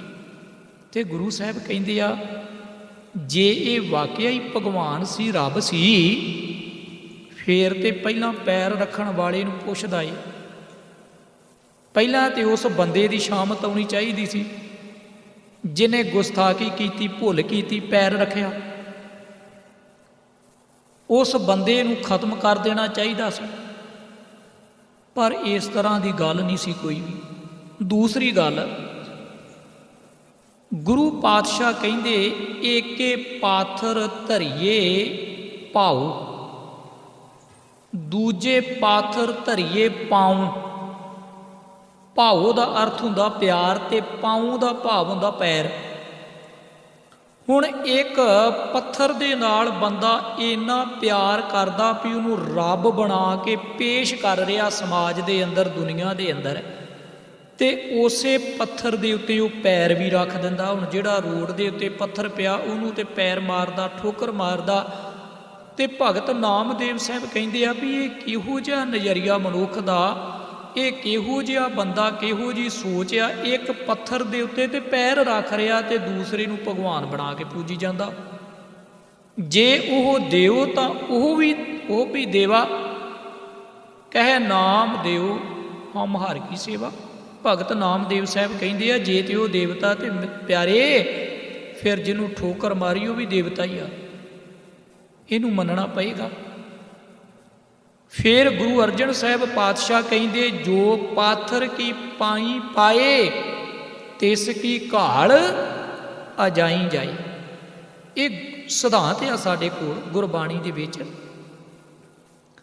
ਹੁਣ ਜਦੋਂ ਇਹਨਾਂ ਸਿਧਾਂਤਾਂ ਦੇ ਹੁੰਦਿਆਂ ਹੋਇਆਂ ਵੀ ਸਾਨੂੰ ਕੋਈ ਬੰਦਾ ਇਹ ਗੱਲ ਕਹਿ ਜਾਏ ਵੀ ਉਹ ਮਹਾਨ ਗੁਰਸਿੱਖ ਭਗਤ ਸਾਹਿਬਾਨ, ਭਗਤ ਧੰਨਾ ਸਾਹਿਬ ਜੀ ਪੱਥਰ ਚੁੱਕੀ ਫਿਰਦੇ ਸੀ ਤੇ ਉਹਦੇ ਚੋਂ ਰੱਬ ਲੱਭ ਰਹੇ ਸੀ, ਤੇ ਕਿੰਨੀ ਘਿਨਾਉਣੀ ਹਰਕਤ ਆ। ਇੱਕ ਤੇ ਗੁਰੂ ਪਾਤਸ਼ਾਹ ਦੀ ਨਰਾਦਰੀ ਤੇ ਦੂਸਰੀ ਭਗਤ ਧੰਨਾ ਸਾਹਿਬ ਦੀ ਨਰਾਦਰੀ। ਹੁਣ ਨਰਾਦਰੀ ਕਰਨ ਵਾਲਾ ਕੌਣ ਆ? ਬੇਅਦਬੀ ਕਰਨ ਵਾਲਾ ਕੌਣ ਬੰਦਾ? ਜਿਹੜਾ ਬੰਦਾ ਭਗਤ ਧੰਨਾ ਜੀ ਨੂੰ ਪੱਥਰਾਂ ਦੇ ਨਾਲ ਜੋੜਦਾ, ਪੱਥਰ ਪੂਜਕ ਪੇਸ਼ ਕਰਦਾ, ਕਿ ਜਾਂ ਜਿਹੜਾ ਬੰਦਾ ਭਗਤ ਧੰਨਾ ਜੀ ਨੂੰ ਸਿਧਾਂਤ ਦੇ ਨਾਲ ਜੋੜ ਕੇ ਪੇਸ਼ ਕਰਦਾ। ਹੁਣ ਇਸ ਪੌੜੀ ਨੂੰ ਆਪਾਂ ਪੜ੍ਹਦੇ ਜਾਵਾਂਗੇ। ਦੂਸਰਾ ਪੱਖ ਆਪਾਂ ਗੁਰਬਾਣੀ ਦੇ ਵਿੱਚੋਂ ਇਹ ਰੱਖਾਂਗੇ, ਕਿਉਂਕਿ ਇੱਕ ਪੱਖ ਤੇ ਆਪਾਂ ਇਹ ਲੈ ਲਿਆ ਵੀ ਪੱਥਰ ਦੀ ਪੂਜਾ ਦਾ ਕੋਈ ਵੀ ਥਾਂ ਗੁਰਬਾਣੀ ਦੇ ਵਿੱਚ ਨਹੀਂ। ਸ਼ਰਧਾ ਦਾ ਫੱਟਾ ਲਾ ਕੇ ਜੋ ਮਰਜ਼ੀ ਕੋਈ ਕਰੀ ਜਾਵੇ, ਗੱਲ ਵੱਖਰੀ ਆ। ਵੀ ਐਵੇਂ ਆਪਾਂ ਸ਼ਰਧਾ ਦਾ ਨਗਾਰਾ ਚੁੱਕੀ ਫਿਰੀਏ ਤੇ ਆਖੀ ਜਾਈਏ ਨਹੀਂ ਜੀ ਇਹ ਤੇ ਸਾਡੀ ਸ਼ਰਧਾ ਜਾਂ ਸ਼ਰਧਾ ਹੁੰਦੀ ਆ, ਗੱਲ ਠੀਕ ਆ। ਜੇ ਨਿਰੀ ਗੱਲ ਸ਼ਰਧਾ ਦੀ ਆ ਫੇਰ ਤੇ ਗੁਰੂ ਨਾਨਕ ਪਾਤਸ਼ਾਹ ਜਦੋਂ ਹਰਿਦੁਆਰ ਉੱਥੇ ਗਏ ਤੇ ਲੋਕ ਚੜ੍ਹਦੇ ਵਾਲੇ ਪਾਸੇ ਨੂੰ ਪਾਣੀ ਦੇ ਹੀ ਰਹੇ ਸੀ, ਸ਼ਰਧਾ ਸੀ ਅਗਲਿਆਂ ਦੀ, ਦਈ ਜਾਂਦੇ। ਮਹਾਰਾਜ ਨੂੰ ਕੀ ਲੋੜ ਪੈ ਗਈ ਲਹਿੰਦੇ ਵਾਲੇ ਪਾਸੇ ਨੂੰ ਦੇਣ ਦੀ? ਸ਼ਰਧਾ ਕਾਹਤੋਂ ਤੋੜਨੀ ਅਗਲੇ ਦੀ? ਜੇ ਨਿਰੀ ਗੱਲ ਸ਼ਰਧਾ ਤੇ ਹੀ ਮੁੱਕ ਜਾਂਦੀ ਹੋਵੇ ਤੇ ਫੇਰ ਤੇ ਜਗਨਨਾਥਪੁਰੀ ਦੇ ਵਿੱਚ ਥਾਲੀ 'ਚ ਰੱਖ ਕੇ ਦੀਵੇ ਅਗਲੇ ਘੁਮਾ ਹੀ ਰਹੇ ਸੀ। ਕੀ ਲੋੜ ਪਈ ਬਾਬੇ ਨੂੰ ਅਗਲਿਆਂ ਦੀ ਸ਼ਰਧਾ ਭੰਗ ਕਰਨ ਦੀ? ਫੇਰ ਤੇ ਇੱਥੇ ਵੀ ਜੇ ਗੱਲ ਸ਼ਰਧਾ ਨਾ ਬਣਦੀ ਹੋਵੇ ਤੇ ਆਪਾਂ ਚੁੱਪੀ ਫਿਰਦੇ ਹਾਂ ਕੁੰਭ ਜਿਹਾ ਨਾਰੀਅਲ, ਕਦੇ ਕਦੇ ਜੋਤਾਂ ਵੀ ਜਗਾ ਦੀਦੀਆਂ। ਜੇ ਗੱਲੀ ਗੱਲ ਸ਼ਰਧਾ ਦੀ ਹੋਵੇ ਤੇ ਫੇਰ ਤੇ ਪ੍ਰਚਾਰ ਦੀ ਲੋੜ ਹੀ ਕੋਈ ਨਹੀਂ। ਸਾਧ ਸੰਗਤ ਫੇਰ ਕਾਹਦਾ ਪ੍ਰਚਾਰ ਹੋਇਆ? ਗੁਰਬਾਣੀ ਸੁਣਾਉਣ ਦੀ ਕੀ ਲੋੜ ਹੈ? ਜਿੱਦਾਂ ਦੀ ਅਗਲੇ ਦੀ ਸ਼ਰਧਾ ਅਗਲਾ ਕਰੀ ਚੱਲੇ। ਹੁਣ ਨਿਰੀ ਫੋਕੀ ਸ਼ਰਧਾ ਨੂੰ ਆਪਾਂ ਲੈ ਕੇ ਜਦੋਂ ਚੱਲਦੇ ਹਾਂ ਤੇ ਸਿਧਾਂਤ ਦੇ ਉੱਤੇ ਪੈਰ ਰੱਖ ਕੇ ਫੇਰ ਅੱਗੇ ਲੰਘਦੇ। ਗੁਰੂ ਪਾਤਸ਼ਾਹ ਜੀ ਨੇ ਵੇਖਿਆ ਵੀ ਇਹ ਨਿਰੀ ਅੰਨੀ ਸ਼ਰਧਾ ਜਿਹੜੀ ਆ ਨਾ, ਇਹ ਸਮਾਜ ਦੇ ਨਾਲ ਬਹੁਤ ਵਿਦਰੋਹ ਕਰੇਗੀ, ਧੱਕਾ ਕਰੇਗੀ, ਤੇ ਅੰਨੀ ਸ਼ਰਧਾ ਦੇ ਕਾਰਨ ਹੀ ਤੇ ਅੱਜ ਲੋਕ ਗੁੰਮਰਾਹ ਹੋ ਰਹੇ ਆ। ਹੋ ਕੀ ਰਿਹਾ ਆ 5-5 ਕਰੋੜ ਅਗਲੇ ਲੋਕ ਮਗਰ ਲਾਈ ਫਿਰਦੇ ਆ। ਅੰਨੀ ਸ਼ਰਧਾ ਹੀ ਆ ਨਾ। ਭਾਵੇਂ ਕੋਈ ਕਿਸੇ ਦੀ ਧੀ ਭੈਣ ਦੇ ਨਾਲ ਕੁਕਰਮ ਕਰੇ ਤੇ ਤਾਂ ਵੀ ਉਹ ਪਿਤਾ ਤੇ ਫਿਰ ਰੱਬ, ਭਾਵੇਂ ਕੋਈ ਬੰਦਿਆਂ ਦਾ ਇਨਸਾਨਾਂ ਦਾ ਕਤਲ ਕਰੇ ਤੇ ਤਾਂ ਵੀ ਰੱਬ। ਇਹ ਸ਼ਰਧਾ ਹੀ ਆ ਨਾ। ਕਿੱਡੀ ਵੱਡੀ ਬਿਮਾਰੀ ਆਈ ਸ਼ਰਧਾ ਦੀ। ਅਗਲਾ ਬੰਦਾ ਰੱਜ ਕੇ ਅਤਿਆਚਾਰ ਕਰੇ, ਰੱਜ ਕੇ ਸਾਨੂੰ ਗੁੰਮਰਾਹ ਕਰੇ। ਅਗਲਾ ਇਨਸਾਨ ਰੱਜ ਕੇ ਇਨਸਾਨੀਅਤ ਦੀਆਂ ਧੱਜੀਆਂ ਉਡਾ ਦੇਵੇ, ਸਾਡੀਆਂ ਇੱਜ਼ਤਾਂ ਨੂੰ ਤਾਰ-ਤਾਰ ਕਰ ਜਾਏ, ਤੇ ਸਾਡੀ ਸ਼ਰਧਾ ਕੀ ਆ? ਪਿਤਾ ਜੀ।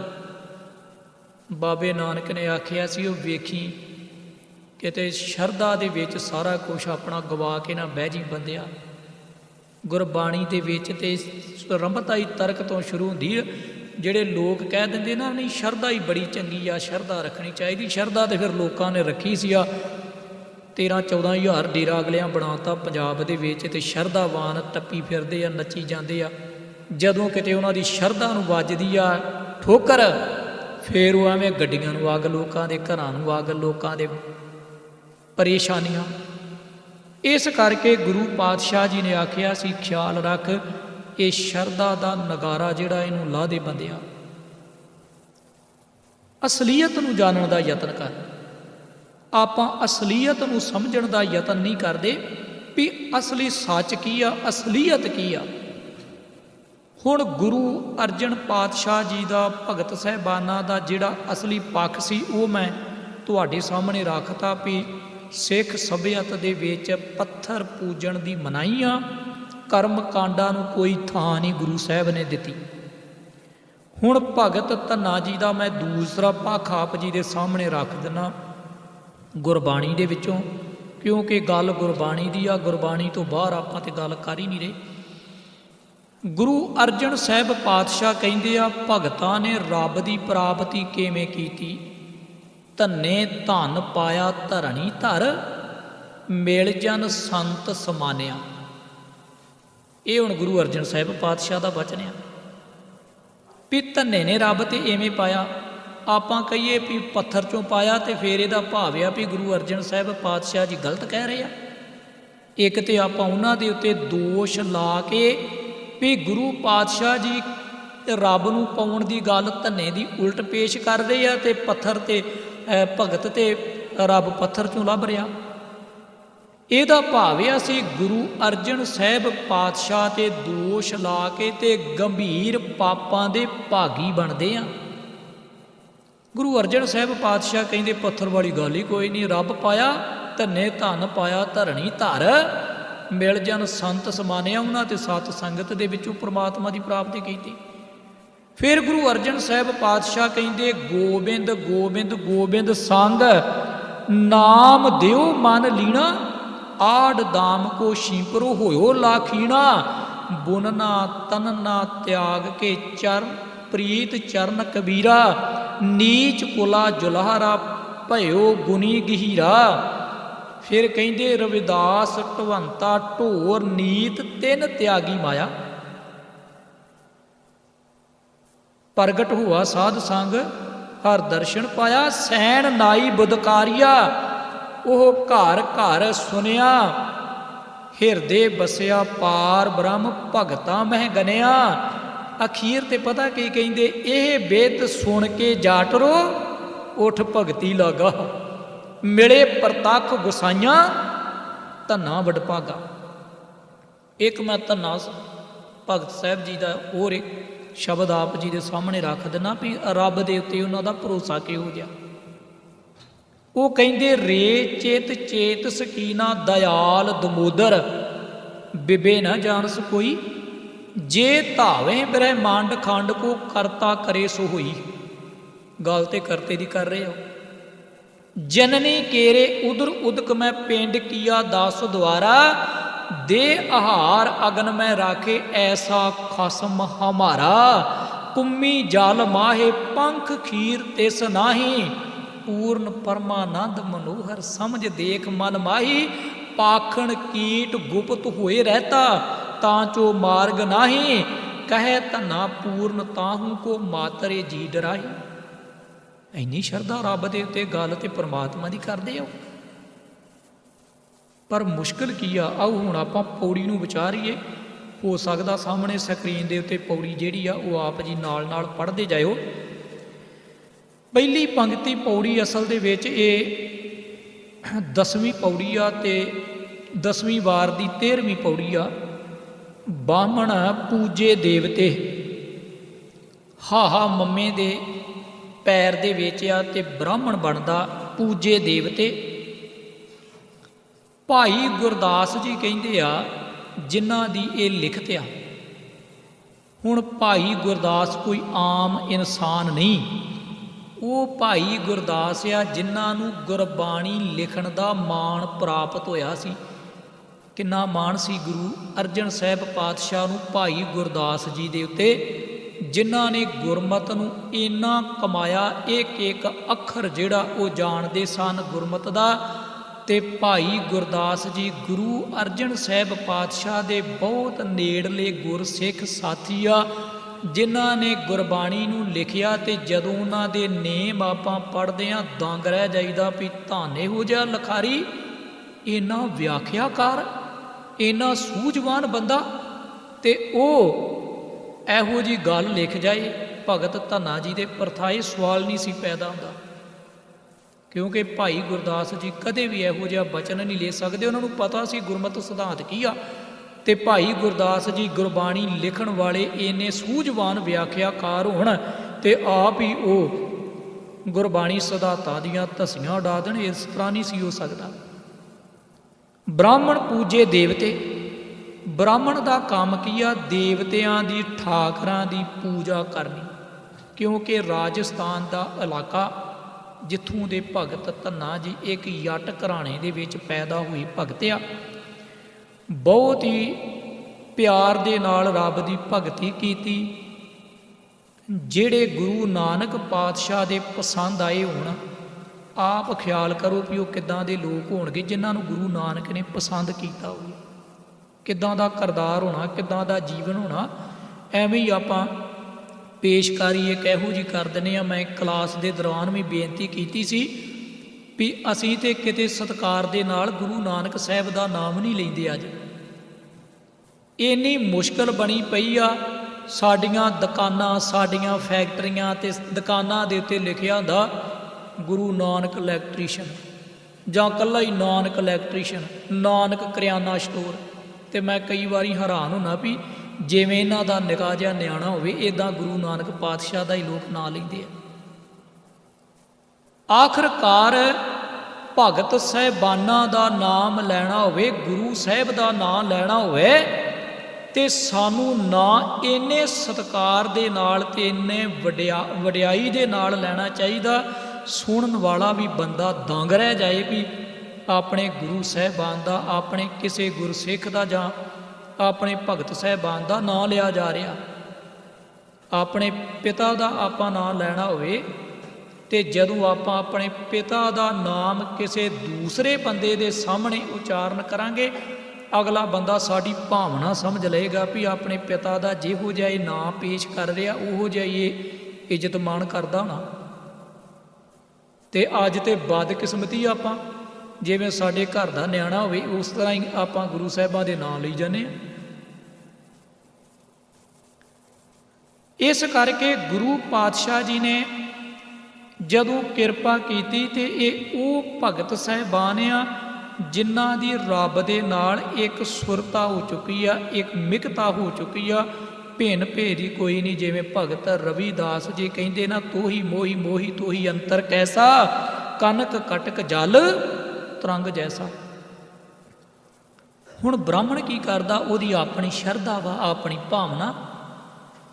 ਉਹ ਬੰਦਾ ਠਾਕਰਾਂ ਦੀ ਪੂਜਾ ਦੇ ਵਿੱਚ ਲੱਗਾ ਰਹਿੰਦਾ ਤੇ ਮੰਦਰ ਬਣਿਆ ਬਾਹਰ। ਤੇ ਪੁਰਾਣੇ ਸਮਿਆਂ ਦੇ ਵਿੱਚ ਖੁੱਲੀਆਂ ਜ਼ਮੀਨਾਂ ਹੁੰਦੀਆਂ ਸੀ, ਖੁੱਲ੍ਹੇ ਸਥਾਨ ਹੁੰਦੇ ਸੀ। ਤੇ ਮੈਂ ਵੀ ਇਹ ਕੰਮ ਕੀਤਾ ਤੇ ਪੁਰਾਤਨ ਸਮਿਆਂ ਦੇ ਵਿੱਚ ਸਾਡੇ ਬਜ਼ੁਰਗ ਅਕਸਰ ਹੀ ਕਰਦੇ ਸੀ। ਸਾਡੇ ਗੁਰੂ ਸਾਹਿਬਾਨ ਵੀ ਇਹ ਕੰਮ ਕਰਦੇ ਰਹੇ। ਤਕਰੀਬਨ ਮੱਝਾਂ ਚਾਰਨ ਦਾ, ਖੇਤੀ ਕਰਨ ਦਾ ਕੰਮ ਇਹ ਸਾਡੇ ਘਰਾਣਿਆਂ ਦੇ ਵਿੱਚ ਚੱਲਦਾ ਹੀ ਆਇਆ ਸ਼ੁਰੂ ਤੋਂ ਹੀ। ਕਿਉਂਕਿ ਮੱਝਾਂ ਗਾਵਾਂ ਬਹੁਤੀਆਂ ਹੁੰਦੀਆਂ ਸੀ, ਪਸ਼ੂ ਜ਼ਿਆਦੇ ਹੋਣੇ ਤੇ ਆਖਣਾ ਚਲੋ 2-2.5 ਘੰਟੇ 3 ਘੰਟੇ ਕਿਉਂਕਿ ਵੇਲ ਹੁੰਦਾ ਸੀ। ਅੱਜ ਤੇ ਹੁਣ ਸਾਡੇ ਕੋਲ ਕੰਮ ਕੋਈ ਨਹੀਂ ਨਾ, ਤੇ ਜੇ ਕਿਤੇ ਆਪਾਂ ਵਿਹਲੇ ਹੋਏ ਤੇ ਆਪਾਂ ਸੋਚਦੇ ਹਾਂ ਵੀ ਚਲੋ ਕਿਸੇ ਪਾਰਕ ਦੇ ਵਿੱਚ ਟਾਈਮ ਪਾਸ ਕਰ ਲੈਨੇ ਜਾਂ ਕੋਈ ਹੋਰ ਕੰਮ ਸਾਨੂੰ ਲੱਭ ਜਾਂਦਾ। ਉਦੋਂ ਇਦਾਂ ਦਾ ਕੰਮ ਹੁੰਦਾ ਸੀ, 2 4 5 ਰਲੇ ਤੇ ਆਪੋ ਆਪਣੇ ਘਰਾਂ ਦੇ ਡੰਗਰ ਖੋਲ੍ਹੇ ਤੇ ਖੁੱਲੀਆਂ ਜ਼ਮੀਨਾਂ ਹੁੰਦੀਆਂ ਸੀ। ਆਖਣਾ ਚਲੋ ਡੰਗਰ ਫਿਰ ਤੋਂ ਰੋਣਗੇ ਤੇ ਨਾਲੇ ਚੋਗ ਲੈਣਗੇ, ਡੰਗਰ ਰੱਜ ਜਾਣਗੇ, ਦੁੱਧ ਜ਼ਿਆਦਾ ਦੇਣਗੇ ਤੇ ਨਾਲ ਸਾਡਾ ਟਾਈਮ ਪਾਸ ਹੋ ਜਾਏਗਾ। ਆਪਸ ਵਿੱਚ ਗੱਲਾਂ ਬਾਤਾਂ ਕਰਦੇ ਰਹਿਣਾ। ਹੁਣ ਭਗਤ ਧੰਨਾ ਸਾਹਿਬ ਜੀ ਉਹ ਵੀ ਇਸੇ ਤਰ੍ਹਾਂ ਹੀ ਕਰਦੇ ਆ। ਪਸ਼ੂਆਂ ਦਾ ਕੰਮ ਆ, ਹੋਰ ਤੇ ਕੋਈ ਵਪਾਰ ਹੁੰਦਾ ਨਹੀਂ ਸੀ ਪੁਰਾਣੇ ਸਮਿਆਂ ਦੇ ਵਿੱਚ। ਕੀ ਵਪਾਰ ਸੀ? ਅੱਜ ਦਾ ਕੰਮ ਨਹੀਂ ਸੀ ਵੀ ਦੁਕਾਨਾਂ ਤੇ ਫੈਕਟਰੀਆਂ, ਹੋਰ ਕਈ ਕੰਮ। ਉਸ ਵੇਲੇ ਜਿਹੜਾ ਖਾਸ ਕਰਕੇ ਪਿੰਡਾਂ ਦੇ ਲੋਕ, ਇਹ ਤਬਕਾ ਜਿਹੜਾ ਸੀ ਜ਼ਿਆਦਾ ਪਸ਼ੂਆਂ 'ਤੇ ਨਿਰਭਰ ਹੁੰਦਾ ਸੀ। ਖੇਤੀ ਕਰ ਲੈਣੀ, ਪਸ਼ੂ ਵੇਚ ਦੇਣੇ, ਪਸ਼ੂ ਖਰੀਦ ਲੈਣੇ, ਦੁੱਧ ਵੇਚ ਦੇਣਾ, ਇਹਦੇ ਨਾਲ ਘਰਾਂ ਦਾ ਗੁਜ਼ਾਰਾ ਚੱਲਦਾ ਹੁੰਦਾ ਸੀ। ਜਾਂ ਗੁੜ ਵੇਚ ਦੇਣਾ, ਚੌਲ ਵੇਚ ਲੈਣੇ, ਕਣਕ ਝੋਨਾ ਹੁੰਦਾ ਸੀ। ਹੁਣ ਭਗਤ ਸਾਹਿਬਾਨ, ਭਗਤ ਧੰਨਾ ਜੀ ਉਹ ਗਊ ਚਰਾਵਣ ਆਵੇ ਬਾਹਰ, ਆਪਣੀਆਂ ਮੱਝਾਂ ਆਪਣੇ ਪਸ਼ੂ ਚਰਾਉਂਦੇ ਆ ਤੇ ਵੇਂਹਦੇ ਆ ਵੀ ਇਹ ਪੰਡਤ ਪੁਜਾਰੀ ਕੀ ਕੰਮ ਕਰਦਾ। ਰੋਜ਼ਾਨਾ ਹੀ ਇਹ ਠਾਕਰਾਂ ਦੀ ਪੂਜਾ ਕਰਦਾ, ਸੇਵਾ ਕਰਦਾ। ਹੁਣ ਦੋਵਾਂ ਦੇ ਵਿੱਚ ਅੰਤਰ ਕੀ ਆ ਵੇਖੋ, ਫਰਕ ਵੇਖੋ। ਨਿਰੀ ਪੌੜੀ ਨੂੰ ਪੜ੍ਹ ਕੇ ਛੱਡਣ ਦੀ ਗੱਲ ਨਹੀਂ, ਫਰਕ ਸਮਝਣ ਦੀ ਲੋੜ ਆ ਵੀ ਬ੍ਰਾਹਮਣ ਜੀ ਜਿਹੜੇ ਆ, ਪੁਜਾਰੀ ਜਿਹੜਾ ਤਬਕਾ ਉਹ ਵਿਹਲਾ ਹੀ ਆ। ਅੱਜ ਵੀ ਪੁਜਾਰੀ ਤਬਕਾ ਵਿਹਲਾ ਹੀ ਆ। ਪੁਜਾਰੀ ਤਬਕੇ ਦੇ ਕੋਲ ਕੰਮ ਕੀ ਹੁੰਦਾ? ਲੋਕਾਂ ਨੂੰ ਵਹਿਮਾਂ ਭਰਮਾਂ ਦੇ ਵਿੱਚ ਪਾਉਣਾ ਤੇ ਉਹਨਾਂ ਦੇ ਕੋਲੋਂ ਘਰ ਦੀਆਂ ਵਸਤੂਆਂ, ਸਾਜੋ ਸਮਾਨ ਮੰਗਾਈ ਜਾਣਾ ਤੇ ਵਿਹਲੇ ਬਹਿ ਕੇ ਖਾਈ ਜਾਣਾ।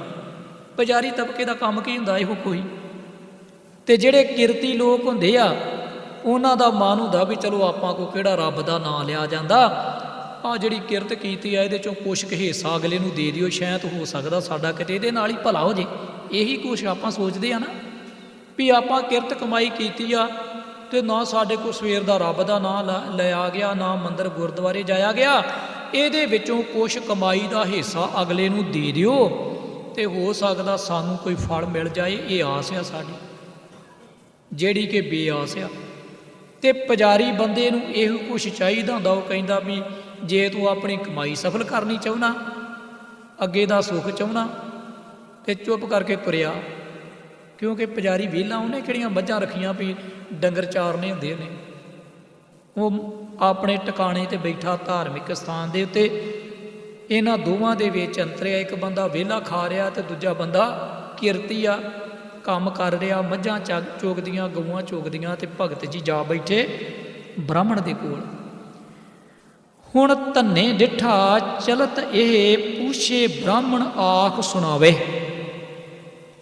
ਧੰਨਾ ਜੀ ਨੇ ਵੇਖਿਆ ਵੀ ਇਹ ਪੰਡਤ ਰੋਜ਼ ਹੀ ਠਾਕਰਾਂ ਦੇ ਅੱਗੇ ਚੌਂਕੜਾ ਮਾਰ ਕੇ ਬੈਠਾ ਰਹਿੰਦਾ, ਬੰਨ੍ਹ ਕੇ ਧੋਤੀਆਂ ਤੇ ਲੋਕ ਥਾਲ ਚੁੱਕੀ ਆਉਂਦੇ ਰਹਿੰਦੇ ਆ। ਕੋਈ ਦੁੱਧ ਚੁੱਕੀ ਆਉਂਦਾ, ਕੋਈ ਖੀਰ ਬਣਾ ਕੇ ਚੁੱਕੀ ਆਉਂਦਾ, ਕੋਈ ਨਵੇਂ ਪਦਾਰਥ ਲਈ ਆਉਂਦਾ।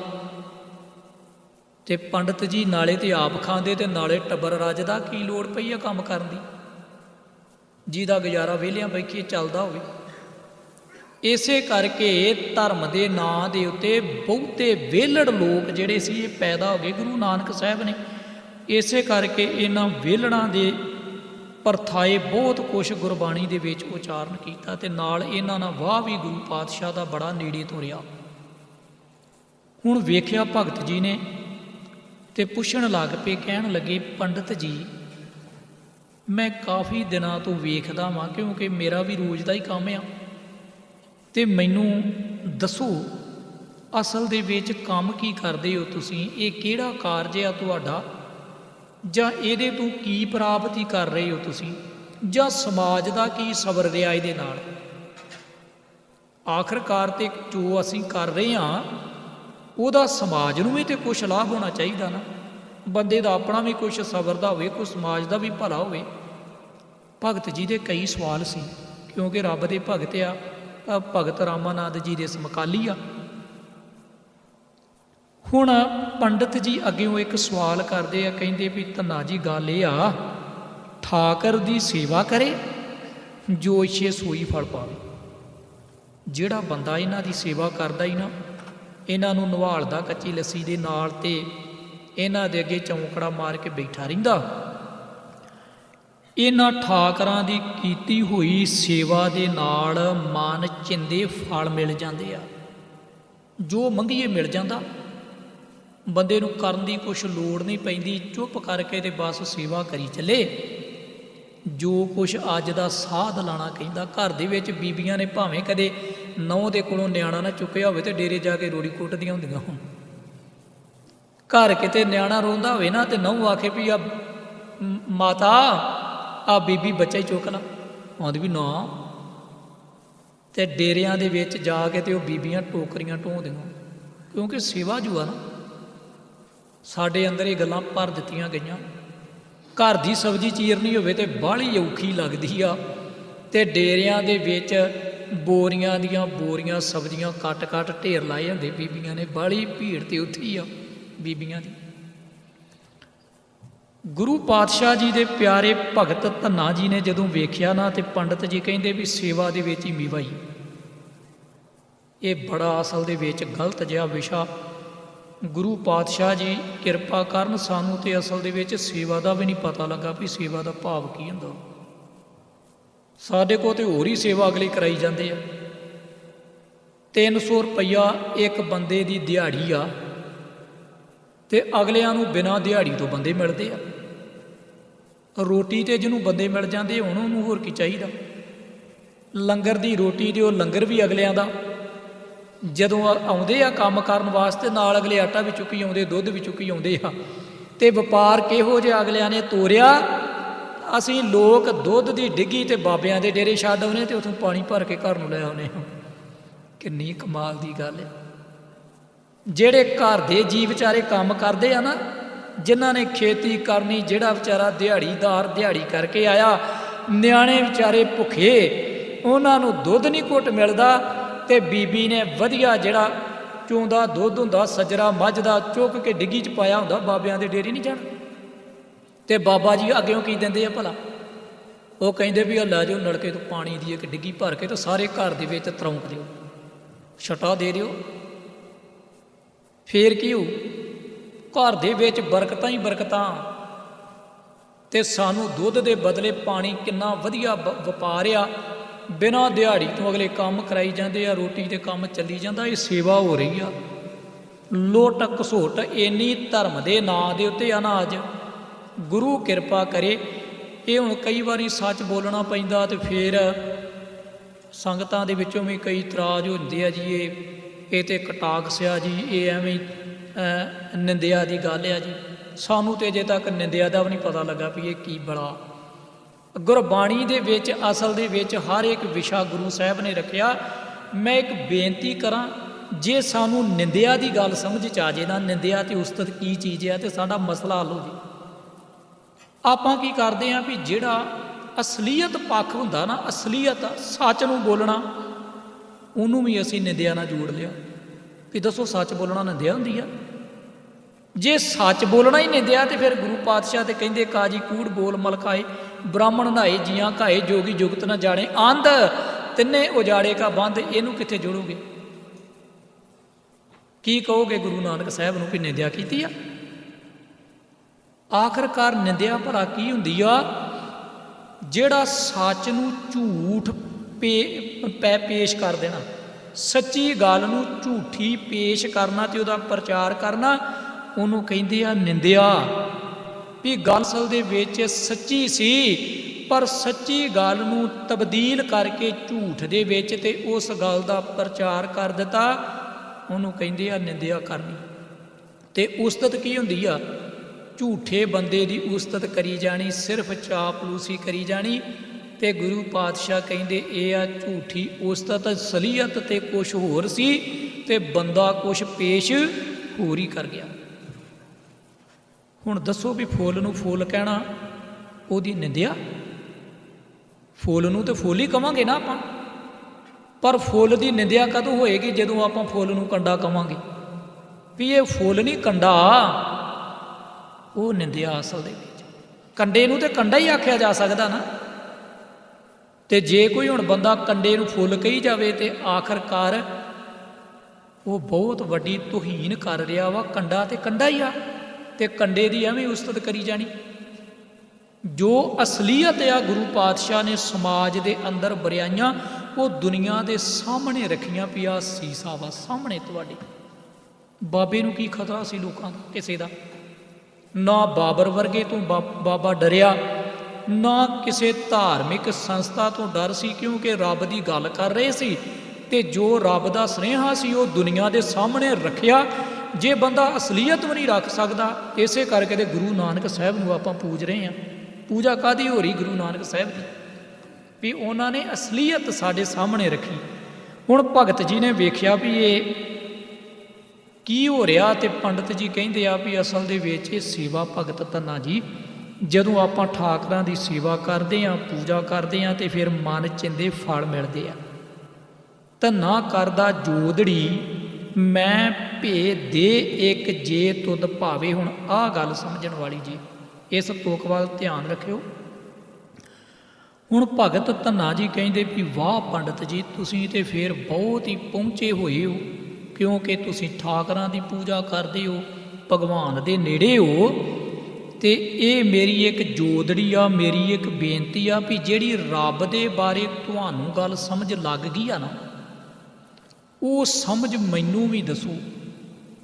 ਕਿਉਂਕਿ ਗੱਲ ਉਹ ਠਾਕਰਾਂ ਤੇ ਨਹੀਂ ਮੁਕਾ ਰਹੇ, ਉਹ ਅੱਗੇ ਜਾ ਰਹੇ ਆ। ਭਗਤ ਧੰਨਾ ਜੀ ਸੋਝੀਵਾਨ ਆ, ਸਿਆਣੇ ਆ। ਉਹ ਕਹਿੰਦੇ ਆ ਵੀ ਮੈਨੂੰ ਉਹ ਗੱਲ ਦੱਸ ਜਿਹੜੀ ਤੈਨੂੰ ਸਮਝ ਲੱਗੀ ਆ, ਤੇ ਇੱਕ ਅਕਾਲ ਪੁਰਖ ਦੀ ਰੱਬ ਦੀ ਗੱਲ ਇੱਕ ਮੈਨੂੰ ਵੀ ਸਮਝਾ। ਮੈਂ ਵੀ ਦੇ ਇੱਕ ਅਕਾਲ ਪੁਰਖ ਦੀ ਗੱਲ, ਇੱਕ ਅਕਾਲ ਪੁਰਖ ਦੀ ਅਸਲੀਅਤ ਦੇ ਬਾਰੇ ਜੋ ਤੂੰ ਜਾਣਿਆ ਉਹ ਮੈਨੂੰ ਦੱਸ। ਅੱਜ ਮੈਂ ਤੇਰੇ ਕੋਲ ਪੁੱਛ ਕੇ ਜਾਵਾਂਗਾ, ਕਿਉਂਕਿ ਮੈਂ ਰੋਜ਼ ਵੇਖਣਾ ਤੂੰ ਰੱਬ ਦੇ ਨੇੜੇ ਆ। ਹੁਣ ਜਦੋਂ ਧੰਨੇ ਨੇ ਇਹ ਗੱਲ ਕੀਤੀ ਨਾ, ਤੇ ਪੰਡਤ ਹੁਣ ਸੋਚਾਂ ਦੇ ਵਿੱਚ ਪੈ ਗਿਆ, ਘਿਰ ਗਿਆ। ਉਹ ਅਗਲੀ ਪੰਕਤੀ ਦੱਸਦੀ ਆ ਭਾਈ ਗੁਰਦਾਸ ਜੀ ਦੀ, ਕਿਉਂਕਿ ਬਹੁਤੇ ਸ਼ਬਦਾਂ ਦੀ ਵਿਆਖਿਆ ਹੀ ਸਾਡੀ ਗੁਰਬਾਣੀ ਦੇ ਵਿੱਚ ਗਲਤ ਹੋ ਰਹੀ ਆ। ਵਿਆਖਿਆ ਹੋ ਰਿਹਾ, ਮੈਸੇਜ ਹੋ ਰਿਹਾ, ਦੱਸੀ ਆਪਾਂ ਦੁਨੀਆ ਨੂੰ ਕੁਛ ਹੋਰ ਹੀ ਜਾਂਦੇ ਆ। ਹੁਣ ਪੰਡਤ ਜੀ ਨੇ ਕੀ ਕੀਤਾ, ਜਦੋਂ ਵੇਖਿਆ ਨਾ ਵੀ ਇਹ ਕਿੱਧਰ ਨੂੰ ਤੁਰ ਪਈ ਗੱਲ, ਕਿਉਂਕਿ ਮੈਂ ਤੇ ਪੱਥਰਾਂ ਤੱਕ ਹੀ ਸੀਮਤ ਸੀ, ਤੇ ਇਹ ਪੱਥਰਾਂ ਤੋਂ ਤੇ ਕਿਤੇ ਅੱਗੇ ਦੀ ਗੱਲ ਆ ਜਿਹੜੀ ਮੈਨੂੰ ਨਹੀਂ ਸਮਝ ਅੱਜ ਤੱਕ ਲੱਗੀ। ਤੇ ਭਗਤ ਧੰਨਾ ਜੀ ਕਿਹੜੀ ਗੱਲ ਪੁੱਛਣ ਲੱਗ ਪਏ? ਰੱਬ ਦੀ, ਇੱਕ ਅਕਾਲ ਪੁਰਖ ਦੀ ਗੱਲ। ਹੁਣ ਪੰਡਤ ਜੀ ਕਹਿੰਦੇ ਆ ਵੀ ਗੱਲ ਇਹ ਆ ਧੰਨਾ ਜੀ, ਜੇ ਤੁਸੀਂ ਰੱਬ ਦੇ ਬਾਰੇ ਜਾਣਨਾ ਚਾਹੁੰਦੇ ਹੋ ਨਾ, ਤੇ ਉਹਨਾਂ ਨੇ ਇੱਕ ਪੱਥਰ ਇੱਕ ਲਪੇਟ ਕਰ, ਭਾਈ ਗੁਰਦਾਸ ਜੀ ਕਹਿੰਦੇ ਦੇ ਧੰਨੇ ਨੂੰ ਗੈਲ ਛਡਾਵੇ। ਹੁਣ ਗੈਲ ਦਾ ਅਰਥ ਤੁਸੀਂ ਆਪ ਵੇਖੋ, ਮਹਾਨ ਕੋਸ਼ ਦੇ ਵਿੱਚ ਵੇਖਿਓ, ਗੈਲ ਦਾ ਅਰਥ ਹੁੰਦਾ ਖਹਿੜਾ ਛਡਾਉਣਾ। ਹੁਣ ਪੰਡਤ ਨੂੰ ਖਹਿੜਾ ਛਡਾਉਣਾ ਔਖਾ ਹੋ ਗਿਆ। ਤੇ ਖਹਿੜਾ ਕਦੋਂ ਛਡਾਉਂਦਾ ਬੰਦਾ?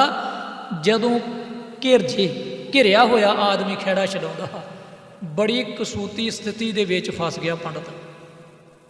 ਉਹ ਕਹਿੰਦਾ ਭਗਤ ਜੀ ਨੂੰ ਵੀ ਤੁਸੀਂ ਇਸ ਤਰ੍ਹਾਂ ਕਰੋ, ਬਹੁਤੀਆਂ ਗੱਲਾਂ ਨਹੀਂ ਮੈਂ ਜਾਣਦਾ, ਤੁਸੀਂ ਇੱਕ ਠਾਕਰ ਲੈ ਜਾਓ ਆਪਣੇ ਘਰ, ਲਵੇਟ ਕੇ ਤੇ ਦੇਣਾ ਚਾਹੁੰਦਾ, ਤੇ ਆਪਣਾ ਖਹਿੜਾ ਛਡਾਉਣਾ ਚਾਹੁੰਦਾ। ਕਿਉਂਕਿ ਜਵਾਬ ਨਹੀਂ ਨਾ ਕੋਈ ਰਹਿ ਗਿਆ।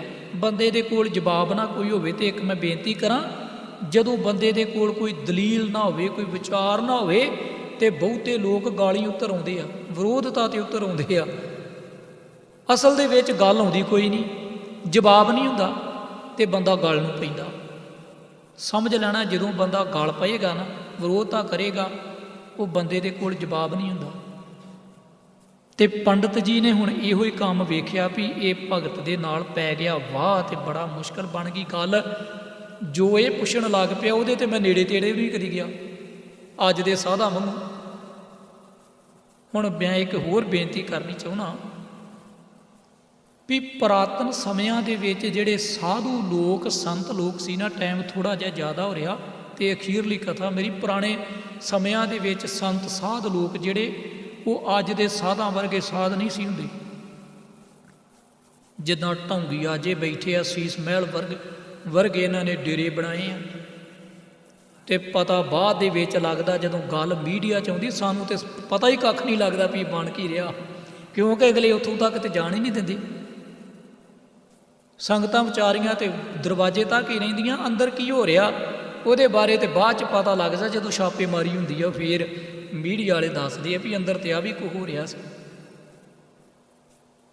ਹੁਣ ਪੁਰਾਣੇ ਸਾਧ ਜਿਹੜੇ ਸੀ, ਸੰਤ ਜਿਹੜੇ ਲੋਕ ਸਨ, ਉਹਨਾਂ ਦੇ ਵਿੱਚ ਇੱਕ ਖਾਸੀਅਤ ਹੁੰਦੀ ਸੀ, ਉਹ ਅਸਲ ਦੇ ਵਿੱਚ ਬਹੁਤ ਹੀ ਵਿਗਿਆਨੀ ਲੋਕ ਹੁੰਦੇ ਸੀ, ਸਮਝਦਾਰ ਲੋਕ ਹੁੰਦੇ ਸੀ, ਵੇਦ ਸ਼ਸਤਰਾਂ ਦੇ ਗਿਆਤੇ ਹੁੰਦੇ ਸੀ। ਉਹਨਾਂ ਨੇ ਪੜ੍ਹਿਆ ਹੁੰਦਾ ਸੀ ਬਹੁਤ ਕੁਛ, ਜੜੀਆਂ ਬੂਟੀਆਂ ਦੀਆਂ ਦਵਾਈਆਂ ਤਿਆਰ ਕਰ ਲਿਆ ਕਰਦੇ ਸਨ ਤੇ ਉਹਨਾਂ ਨੇ ਆਪਣੇ ਕੋਲ ਰੱਖੀਆਂ ਹੁੰਦੀਆਂ ਸੀ, ਕਿਉਂਕਿ ਪੁਰਾਣੇ ਸਮਿਆਂ 'ਚ ਹਕੀਮ ਨਹੀਂ ਸੀ ਹੁੰਦੇ, ਨਾ ਕੋਈ ਡਾਕਟਰਾਂ ਦੀ ਇੰਨੀ ਸਹੂਲਤ ਹੁੰਦੀ ਸੀ। ਅੱਜ ਵਾਂਗੂ ਹਸਪਤਾਲ ਥੋੜ੍ਹੀ ਸੀ ਵੀ ਬੰਦਾ ਬਿਮਾਰ ਹੋਇਆ ਤੇ ਕਿਉਂਕਿ ਹਸਪਤਾਲ ਆਪਾਂ ਲੈ ਗਏ, ਡਾਕਟਰ ਦੇ ਕੋਲ ਲੈ ਗਏ। ਤੇ ਉਸ ਵੇਲੇ ਲੋਕ ਨਿਰਭਰ ਹੀ ਇਹਨਾਂ ਲੋਕਾਂ ਦੇ ਉੱਤੇ ਹੁੰਦੇ ਸੀ ਵੀ ਚਲੋ ਕੋਈ ਸਿਆਣਾ ਆਦਮੀ ਆ ਤੇ ਇਹਦੇ ਕੋਲੋਂ ਕੋਈ ਦਵਾ ਦਾਰੂ ਮਿਲ ਜੂ। ਤੇ ਉਹ ਲੋਕ ਵੀ ਬੜੇ ਸਮਝਦਾਰ ਹੁੰਦੇ ਸੀ ਤੇ ਇਨਸਾਫ ਪਸੰਦ ਲੋਕ ਹੁੰਦੇ ਸੀ, ਬੇਈਮਾਨ ਲੋਕ ਨਹੀਂ ਸੀ, ਬੇਈਮਾਨੀ ਨਹੀਂ ਸੀ ਕਰਦੇ। ਉਹਨਾਂ ਨੇ ਬੂਟੀਆਂ ਦਾ ਅਰਕ ਕੱਢ ਕੇ ਜੜੀਆਂ ਬੂਟੀਆਂ ਦਾ ਬੋਤਲਾਂ ਦੇ ਵਿੱਚ ਪਾਇਆ ਹੁੰਦਾ ਸੀ ਤੇ ਕਈ ਵਾਰੀ ਪਿੰਡਾਂ ਦੇ ਵਿੱਚੋਂ ਦੀ ਟੋਲੇ ਲੰਘਦੇ ਹੁੰਦੇ ਸੀ ਸਾਧੂਆਂ ਦੇ, ਫਕੀਰਾਂ ਦੇ, ਤੇ ਪਿੰਡਾਂ ਦੇ ਵਿੱਚ ਫਿਰ ਪਿੰਡ ਦੇ ਲੋਕ ਜਿਹੜੇ ਉਹਨਾਂ ਹੁਣ ਸਾਧੂਆਂ ਨੂੰ ਕਿੱਥੇ ਲੱਭਣ, ਕਿੱਥੇ ਇਹੋ ਜਿਹੇ ਹਕੀਮ ਵੈਦ ਮਿਲਦੇ ਸੀ। ਉਹਨਾਂ ਨੇ ਪਿੰਡਾਂ ਦੇ ਚਰਾਹਿਆਂ ਦੇ ਵਿੱਚ ਨਿਸ਼ਾਨੀ ਲਾ ਦੇਣੀ, ਜਦੋਂ ਕਿਤੇ ਕੋਈ ਬਿਮਾਰ ਹੋਣਾ ਤੇ ਚਰਾਹੇ ਦੇ ਵਿੱਚ ਜੇ ਕੋਈ ਬੰਦਾ ਬਿਮਾਰ ਆ ਤੇ ਉੱਥੇ ਇੱਕ ਦਾਰੂ ਦੀ ਬੋਤਲ ਰੱਖ ਆਉਣੀ ਤੇ ਬੰਦੇ ਦੀਆਂ ਨਿਸ਼ਾਨੀਆਂ ਕਈ ਰੱਖ ਆਉਣੀਆਂ, ਜਿਹਨੂੰ ਅੱਜ ਟੂਣੇ ਦਾ ਨਾਂ ਦੇ ਦਿੱਤਾ ਸੀ ਲੋਕਾਂ ਨੇ। ਉਹਨਾਂ ਸਾਧੂਆਂ ਨੇ ਵੇਖਣਾ ਵੀ, ਉਹਨਾਂ ਫਕੀਰਾਂ ਨੇ ਵੀ ਇੱਥੇ ਕੋਈ ਆਦਮੀ ਬਿਮਾਰ ਆ, ਜੇ ਔਰਤ ਬਿਮਾਰ ਹੋਣੀ ਤੇ ਉਹਦਾ ਥੋੜ੍ਹਾ ਜਿਹਾ ਸੰਧੂਰ ਚੂੜੀਆਂ ਰੱਖ ਆਉਣੀਆਂ, ਲਾਲ ਕੱਪੜਾ ਰੱਖ ਆਉਣਾ। ਉਹਨਾਂ ਨੂੰ ਪਤਾ ਲੱਗ ਜਾਂਦਾ ਸੀ ਵੀ ਇੱਥੇ ਕੋਈ ਔਰਤ ਬਿਮਾਰ ਆ। ਲੰਘਦੇ ਹੋਏ ਉਹਨਾਂ ਪਿੰਡ ਦੇ ਵਿੱਚੋਂ ਦੀ ਜਾਣਾ ਤੇ ਨਾਲ ਉਹਨਾਂ ਪਰਿਵਾਰ ਦੇ ਜੀਆਂ ਨੂੰ ਆਖਣਾ ਵੀ ਆ ਸਾਡੇ ਕੋਲ ਦਵਾਈ ਆ, ਉਹ ਭਸਮ ਬਣਾਈ ਹੁੰਦੀ ਸੀ ਜੜੀਆਂ ਬੂਟੀਆਂ ਦੀ, ਉਹ ਦੇ ਜਾਣੀ ਤੇ ਨਾਲ ਜਿਹੜਾ ਅਰਕ ਕੱਢਿਆ ਹੁੰਦਾ ਸੀ ਜੜੀਆਂ ਬੂਟੀਆਂ ਦਾ ਉਹ ਦੇ ਜਾਣਾ, ਆਖਣਾ ਇਹ ਜਲ ਆ, ਇਹਨੂੰ ਜਲ ਸਮਝ ਕੇ ਤੁਸੀਂ ਵਰਤਿਓ ਤੇ ਬੰਦਾ ਠੀਕ ਹੋ ਜਾਏਗਾ, ਰੋਗੀ ਰਾਜੀ ਹੋ ਜਾਏਗਾ। ਤੇ ਲੋਕਾਂ ਨੇ ਉਹਨੂੰ ਜਲ ਸਮਝ ਕੇ ਵਰਤਣਾ। ਹੁਣ ਅੱਜ ਦੇ ਸਾਧੂਆਂ ਨੂੰ ਨਾ ਤੇ ਅਰਕ ਕੱਢਣਾ ਆਉਂਦਾ ਸੀ, ਨਾ ਸਵਾਹ, ਅੱਜ ਦੇ ਤੇ ਗੋਹੇ ਦੀ ਸਵਾਹ ਹੀ ਦੇਈ ਜਾਂਦੇ ਆ ਵੀ ਇੱਥੋਂ ਚੁੱਕ ਕੇ ਲੈ ਜਾਓ, ਨਾ ਕੋਈ ਗੱਲ ਨਾ ਬਾਤ ਨਾ ਉਹਨਾਂ ਦੇ ਕੋਲ ਕੋਈ ਜਲ ਆ, ਜਲ ਉਹਨਾਂ ਦਾ ਟੂਟੀ ਦਾ ਪਾਣੀ ਆ ਬਸ, ਕਿਉਂਕਿ ਇਹਨਾਂ ਦੇ ਕੋਲ ਵਿਚਾਰਿਆਂ ਕੋਲ ਕੀ ਆ। ਹੁਣ ਤੁਸੀਂ ਸੋਚੋ ਵੀ ਜਿਹੜੇ ਬੰਦੇ ਨੂੰ ਚੱਜ ਦੇ ਕੱਪੜੇ ਵੀ ਨਾ ਪਾਉਣੇ ਆਉਂਦੇ ਹੋਣ, ਜਿਹੜੇ ਬੰਦੇ ਨੂੰ ਪੱਗ ਵੀ ਨਾ ਬੰਨਣੀ ਆਉਂਦੀ ਹੋਵੇ ਤੇ ਐਵੇਂ ਮੜਾਸਾ ਮਾਰ ਕੇ ਬੰਦਾ ਤੁਰਿਆ ਫਿਰੇ ਤੇ ਲੋਕ ਉਹਦੇ ਪੈਰ ਘੁੱਟਦੇ ਫਿਰਨ, ਹੈਰਾਨੀ ਵਾਲੀ ਗੱਲ ਨਹੀਂ। ਨਾ ਕੋਈ ਐਜੂਕੇਸ਼ਨ ਹੁੰਦੀ ਆ, ਨਾ ਕੋਈ ਗੱਲ ਨਾ ਬਾਤ, ਨਾ ਢੰਗ ਦੇ ਕੱਪੜੇ ਨਹੀਂ, ਢੰਗ ਦਾ ਕੋਈ ਰਹਿਣ ਸਹਿਣ ਨਹੀਂ, ਤੇ ਉਹ ਰੱਬ ਆ ਜੀ, ਰੱਬ ਇੱਦਾਂ ਦਾ ਹੁੰਦਾ। ਗੁਰੂ ਪਾਤਸ਼ਾਹ ਜੀ ਨੇ ਜਦੋਂ ਵੇਖਿਆ ਨਾ ਭਗਤ ਧੰਨਾ ਜੀ ਨੇ, ਤੇ ਪੰਡਤ ਜੀ ਨੂੰ ਹੁਣ ਆਪਣਾ ਖਹਿੜਾ ਛਡਾਉਣਾ ਮੁਸ਼ਕਲ ਹੋ ਗਿਆ, ਪੱਥਰ ਦੇ ਦਿੱਤਾ। ਪਰ ਧੰਨਾ ਜੀ ਕਹਿੰਦੇ ਆ ਵੀ ਮਿੱਤਰਾ ਗੱਲ ਇੱਦਾਂ ਨਹੀਂ ਬਣਨੀ ਪੰਡਤ ਜੀ, ਹੁਣ ਅੱਗੇ ਚੱਲ। ਪੰਡਤ ਕਹਿ ਰਿਹਾ ਵੀ ਠਾਕਰ ਨੂੰ ਨਿਵਾਲ ਕੇ ਸ਼ਾਹ ਰੋਟੀ ਲੈ ਭੋਗ ਚੜਾਵੇ। ਹੁਣ ਜਿਹੜਾ ਚੜਾਵੇ ਆ ਨਾ, ਇਹ ਵਹੂਏ ਦੇ ਉੱਤੇ ਬਿੰਦੀ ਲੱਗੇਗੀ। ਜਦੋਂ ਬਿੰਦੀ ਲਾਓਗੇ ਨਾ ਇਹਦੇ ਤੇ ਇਹ ਗੱਲ ਜਿਹੜੀ ਆ ਅਸਲ ਦੇ ਵਿੱਚ ਫਸਟ ਪਰਸਨ ਦੇ ਵਿੱਚ ਚਲ ਜਾਣੀ ਆ, ਇਹ ਸੈਕੰਡ ਪਰਸਨ ਦੇ ਵਿੱਚ ਚਲੇ ਜਾਏਗੀ, ਦੂਸਰੇ ਵਾਸਤੇ ਗੱਲ ਚੱਲ ਰਹੀ ਹੈ। ਕਿਉਂਕਿ ਜੇ ਇਹਦੇ ਤੇ ਬਿੰਦੀ ਨਹੀਂ ਲਾਵਾਂਗੇ ਫਿਰ ਫਸਟ ਪਰਸਨ ਦੇ ਵਿੱਚ ਇਹ ਗੱਲ ਰਹਿ ਜਾਂਦੀ ਆ। ਗੁਰੂ ਪਾਤਸ਼ਾਹ ਜੀ ਦੇ ਪਿਆਰੇ ਭਗਤ ਧੰਨਾ ਜੀ ਕਹਿੰਦੇ ਆ ਵੀ ਅਸਲ ਦੇ ਵਿੱਚ ਪੰਡਤ ਜੀ ਤੁਸੀਂ ਮੈਨੂੰ ਇਹ ਪੱਥਰ ਤੇ ਦੇ ਰਹੇ ਹੋ, ਪੱਥਰ ਦੀ ਮੂਰਤੀ ਦੇ ਰਹੇ ਹੋ ਵੀ ਇਹ ਭਗਵਾਨ ਆ, ਤੇ ਇਹਨੂੰ ਤੁਸੀਂ ਜਾ ਕੇ ਨਿਭਾਲੋ ਤੇ ਫਿਰ ਇਹਨੂੰ ਭੋਜਨ ਛਕਾਓ, ਭੋਗ ਲਵਾਓ। ਪਰ ਤੁਸੀਂ ਤੇ ਰੋਜ਼ ਹੀ ਇਹ ਕੰਮ ਕਰਦੇ ਹੋ। ਠਾਕਰ ਨੂੰ ਨਿਭਾਲ ਕੇ ਸ਼ਾਹ ਰੋਟੀ ਲੈ ਭੋਗ ਚੜਾਵੇਂ, ਤੂੰ ਤੇ ਰੋਜ਼ ਹੀ ਇਹਨੂੰ ਭੋਗ ਲਵਾਉਣਾ, ਤੇਰਾ ਤੇ ਰੋਜ਼ ਦਾ ਕੰਮ ਹੈ। ਹੁਣ ਉਹਦੇ ਕੋਲ ਪੱਥਰ ਨਹੀਂ ਲੈਂਦੇ, ਉਹ ਪੱਥਰ ਨਹੀਂ ਆਪਣੇ ਹੱਥ ਦੇ ਵਿੱਚ ਫੜਦੇ, ਉਹਦੇ ਤੇ ਦੂਸਰਾ ਸਵਾਲ ਕਰਦੇ ਆ। ਇਹ ਵਿਅੰਗ ਦੇ ਵਿੱਚ ਚਲੀ ਗਈ ਪੰਕਤੀ। ਉਹਦੇ ਤੇ ਦੂਸਰਾ ਸਵਾਲ ਕਰਦੇ, ਕਹਿੰਦੇ ਆ ਤੂੰ ਤੇ ਰੋਜ਼ ਇਹਨਾਂ ਦੀ ਸੇਵਾ ਕਰਦਾ ਪੰਡਤ ਜੀ, ਰੋਜ਼ ਨਿਭਾਲਦੇ ਹੋ, ਰੋਜ਼ ਤੁਸੀਂ ਰੋਟੀ ਵੀ ਖਵਾਉਂਦੇ ਹੋਵੋਗੇ, ਰੋਜ਼ ਇਹਨੂੰ ਲੱਸੀ ਵੀ ਪਿਆਉਂਦੇ ਹੋਵੋਗੇ। ਹੱਥ ਜੋੜ ਮਿੰਨਤਾਂ ਕਰੇ, ਪੈਰੀ ਪੈ ਪੈ ਬਹੁਤ ਮਨਾਵੇਂ। ਪੰਡਤ ਜੀ ਇੱਕ ਗੱਲ ਦਾ ਖਿਆਲ ਰੱਖ, ਇਹ ਮੱਤ ਆਪਣੀ ਆਪਣੇ ਕੋਲ ਰੱਖ। ਇਹ ਨਾ ਤੇ ਰੋਟੀ ਖਾ ਸਕਦਾ ਤੇ ਨਾ ਇਹ ਪਾਣੀ ਪੀ ਸਕਦਾ। ਇਹ ਪੱਥਰ ਦੀ ਮੂਰਤੀ ਕਦੇ ਵੀ ਇਹੋ ਜਿਹਾ ਕੰਮ ਨਹੀਂ ਕਰ ਸਕਦੀ ਜਿਹੜਾ ਮੈਨੂੰ ਕਹਿ ਰਿਹਾ ਤੂੰ ਕਰ ਲਈ। ਨਾ ਇਹਨੇ ਰੋਟੀ ਖਾਣੀ ਆ, ਨਾ ਇਹਨੇ ਪਾਣੀ ਪੀਣਾ, ਨਾ ਇਹਨੇ ਲੱਸੀ ਪੀਣੀ। ਅਸਲ ਦੇ ਵਿੱਚ ਜੇ ਇਹ ਕੰਮ ਹੋ ਸਕਦਾ ਨਾ ਤੇ ਤੂੰ ਮੇਰੇ ਸਾਹਮਣੇ ਕਰਕੇ ਵਿਖਾ, ਕਿਉਂਕਿ ਭਾਵੇਂ ਤੂੰ ਹੱਥ ਜੋੜ ਕੇ ਮਿੰਨਤਾਂ ਕਰ ਇਸ ਪੱਥਰ ਦੀਆਂ, ਹੱਥ ਜੋੜ ਮਿੰਨਤਾਂ ਕਰੇ, ਤੂੰ ਮਿੰਨਤਾਂ ਵੀ ਕਰੇ ਨਾ। ਹੁਣ ਇੱਥੇ ਗੱਲ ਅਸਲ 'ਚ ਧੰਨੇ ਦੇ ਨਾਲ ਜੋੜ ਦਿੱਤੀ ਆ। ਜਿਹੜੀ ਗੱਲ ਭਗਤ ਜੀ ਬ੍ਰਾਹਮਣ ਨੂੰ ਕਹਿ ਰਹੇ ਆ, ਪੰਡਤ ਨੂੰ ਕਹਿੰਦੇ ਹੱਥ ਜੋੜ ਮਿੰਨਤਾਂ ਕਰੇ, ਪੈਰੀ ਪੈ ਪੈ ਬਹੁਤ ਮਨਾਵੇਂ। ਜੇ ਤੂੰ ਇਸ ਭਗਵਾਨ ਦੇ ਪੈਰੀ ਪੈ ਕੇ ਵੀ ਇਹਨੂੰ ਮਨਾਉਣ ਦਾ ਯਤਨ ਕਰੇਗਾ ਨਾ ਤੇ ਤਾਂ ਵੀ ਨਹੀਂ ਇਹਨੇ ਮਿੱਤਰਾ ਰੋਟੀ ਖਾਣੀ, ਤੇ ਨਾ ਇਹਨੇ ਪੀਣਾ ਹੀ ਤੇਰਾ ਪਾਣੀ, ਨਾ ਇਹਨੇ ਪੀਣੀ ਲੱਸੀ। ਕੀ ਕਰੇਗਾ ਦੱਸ? ਹਉ ਵੀ ਮੂੰਹ ਨਾ ਜੁਠਾਲਸਾਂ, ਤੂੰ ਰੁੱਠਾ ਮੈਂ ਕਿਸੇ ਨਾ ਸਿਖਾਵੇ। ਭਾਵੇਂ ਤੂੰ ਇਹਦੇ ਅੱਗੇ ਬਹਿ ਕੇ ਗੱਲ ਕਹਿ ਵੀ ਮੈਂ ਰੁੱਸ ਗਿਆ, ਜਿੰਨਾ ਚਿਰ ਤੂੰ ਨਹੀਂ ਖਾਂਦਾ ਮੈਂ ਵੀ ਨਹੀਂ ਖਾਣੀ, ਤੇ ਐਵੇਂ ਤੂੰ ਕਰ ਨਹੀਂ ਸਕਦਾ। ਜੇ ਤੂੰ ਇਸ ਤਰ੍ਹਾਂ ਬੈਠਾ ਵੀ ਰਹੇ ਤੇ ਤਾਂ ਵੀ ਇਹਨੇ ਇੱਕ ਤੇਰੀ ਸੁਣਨੀ ਨਹੀਂ, ਮੰਨਣੀ ਨਹੀਂ, ਕਿਉਂਕਿ ਪੱਥਰ ਰੱਬ ਨਹੀਂ ਹੁੰਦਾ, ਪੱਥਰ ਭਗਵਾਨ ਨਹੀਂ ਹੁੰਦਾ। ਪਿਆਰਿਆ, ਅਸਲ ਦੇ ਵਿੱਚ ਆ ਮੈਂ ਤੈਨੂੰ ਜੁਗਤੀ ਦੱਸਾਂ। ਜੁਗਤੀ ਕੀ ਆ? ਅਖੀਰਲੀ ਪੰਕਤੀ ਨੂੰ ਵੇਖੋ, ਗੋਸਾਈ ਪ੍ਰਤੱਖ ਹੋਏ। ਭਗਤ ਜੀ ਕਹਿੰਦੇ ਆ ਜਿਹੜਾ ਰੱਬ ਆ ਨਾ, ਜਿਹਦੀ ਗੱਲ ਤੂੰ ਕਰ ਰਿਹਾ ਵਾ, ਉਹ ਤੇ ਪ੍ਰਤੱਖ ਆ, ਉਹ ਭਲਿਆ। ਉਹ ਤੇ ਰੋਟੀ ਖਾਏ ਸ਼ਾਹ ਮੂੰਹ ਲਾਵੇ, ਉਹ ਤੇ ਪ੍ਰਤੱਖ ਰੋਟੀ ਖਾ ਰਿਹਾ, ਲੱਸੀ ਪੀ ਰਿਹਾ, ਤੇ ਤੈਨੂੰ ਦਿਖਾਈ ਨਹੀਂ ਦੇ ਰਿਹਾ। ਤੂੰ ਤੇ ਪੱਥਰਾਂ ਨੂੰ ਭੋਗ ਚੜਾਉਣ ਦੀ ਗੱਲ ਕਰਦਾ। ਇੱਥੇ ਤੇ ਗੁਰਮਤ ਜਿਹੜੀ ਆ ਇਹਨੂੰ ਰੱਦ ਕਰਦੀ ਆ। ਇੱਦਾਂ ਨਹੀਂ ਹੋ ਸਕਦਾ। ਫਿਰ ਹੁਣ ਅਖੀਰ ਦੇ ਉੱਤੇ ਭਗਤ ਜੀ ਦੇ ਜਦੋਂ ਉਹ ਪੈਰੀ ਪਿਆ ਨਾ ਪੰਡਤ, ਪੀਏ ਤੇ ਕਹਾਣੀ ਹੋਰ ਹੀ ਹੋ ਗਈ। ਕਿਉਂਕਿ ਜਿਸ ਵੇਲੇ ਗੱਲ ਬਣੀ ਨਾ, ਕਿਸੇ ਪਾਸੇ ਨਿਕਲਣ ਦਾ ਰਾਹ ਕੋਈ ਨਾ ਲੱਭਾ, ਤੇ ਪੰਡਤ ਜੀ ਕਹਿੰਦੇ ਆ ਹੁਣ ਭਗਤ ਜੀ ਮੈਨੂੰ ਦੱਸੋ, ਕਿਉਂਕਿ ਮੈਂ ਤੇ ਸਾਰੀ ਜ਼ਿੰਦਗੀ ਇਹਨਾਂ ਪੱਥਰਾਂ ਦੀ ਪੂਜਾ ਕਰਦਾ ਰਿਹਾ, ਸਾਰੀ ਜ਼ਿੰਦਗੀ ਮੈਂ ਤੇ ਇਹਨੂੰ ਹੀ ਭੋਗ ਲਵਾਉਂਦਾ ਰਿਹਾ। ਹੁਣ ਮੈਨੂੰ ਦੱਸੋ ਵੀ ਪਰਮਾਤਮਾ ਦੀ ਪ੍ਰਾਪਤੀ ਦਾ ਰਾਹ ਕੀ ਆ? ਤੇ ਪਰਮਾਤਮਾ ਦੀ ਪ੍ਰਾਪਤੀ ਦਾ ਰਾਹ ਜਿਹੜਾ ਇਹ ਅਖੀਰਲੀ ਤੁਕ ਜੇ, ਭੋਲਾ ਭਾਓ ਗੋਬਿੰਦ ਮਿਲਾਵੇ। ਭਗਤ ਜੀ ਕਹਿੰਦੇ ਆ ਚਲਾਕੀਆਂ ਤੋਂ ਰਹਿਤ ਸੁਭਾਅ ਬਣਾ ਪੰਡਤਾ, ਕਿਉਂਕਿ ਜਿੰਨਾ ਚਿਰ ਸਾਡਾ ਸੁਭਾਅ ਚਲਾਕੀਆਂ ਤੇ ਠੱਗੀਆਂ ਧੋਖੇ ਦੇ ਵਿੱਚ ਫਸਿਆ ਨਾ, ਉਹਨਾਂ ਚਿਰ ਰੱਬ ਦੀ ਪ੍ਰਾਪਤੀ ਨਹੀਂ ਹੋ ਸਕਦੀ। ਹੁਣ ਜੇ ਤੇ ਇਹ ਗੱਲ ਪੰਡਤ ਦੀ ਹੁੰਦੀ ਅਖੀਰ ਦੇ ਉੱਤੇ ਵੀ ਭੋਲਾ ਭਾਊ ਗੋਬਿੰਦ ਮਿਲਾਵੇ, ਤੇ ਫਿਰ ਖਿਆਲ ਕਰਿਓ ਉੱਪਰਲੀ ਗੱਲ ਆਪਣੇ ਆਪ ਹੀ ਕੱਟੀ ਜਾਣੀ ਸੀ, ਰੱਦ ਹੋ ਜਾਣੀ ਸੀ, ਖਤਮ ਹੋ ਜਾਣੀ ਸੀ। ਇਹ ਗੱਲ ਭਗਤ ਧੰਨਾ ਜੀ ਨੇ ਕੀਤੀ ਆ, ਤੇ ਇਹਦਾ ਭਾਵ ਆ ਵੀ ਪੰਡਤ ਦਾ ਸੁਭਾਅ ਜਿਹੜਾ ਉਹ ਅਸਲ ਦੇ ਵਿੱਚ ਚਲਾਕੀਆਂ ਤੋਂ ਰਹਿਤ ਨਹੀਂ ਸੀ, ਚਲਾਕੀਆਂ ਵਾਲਾ ਸੁਭਾਅ ਸੀ ਉਹਦਾ।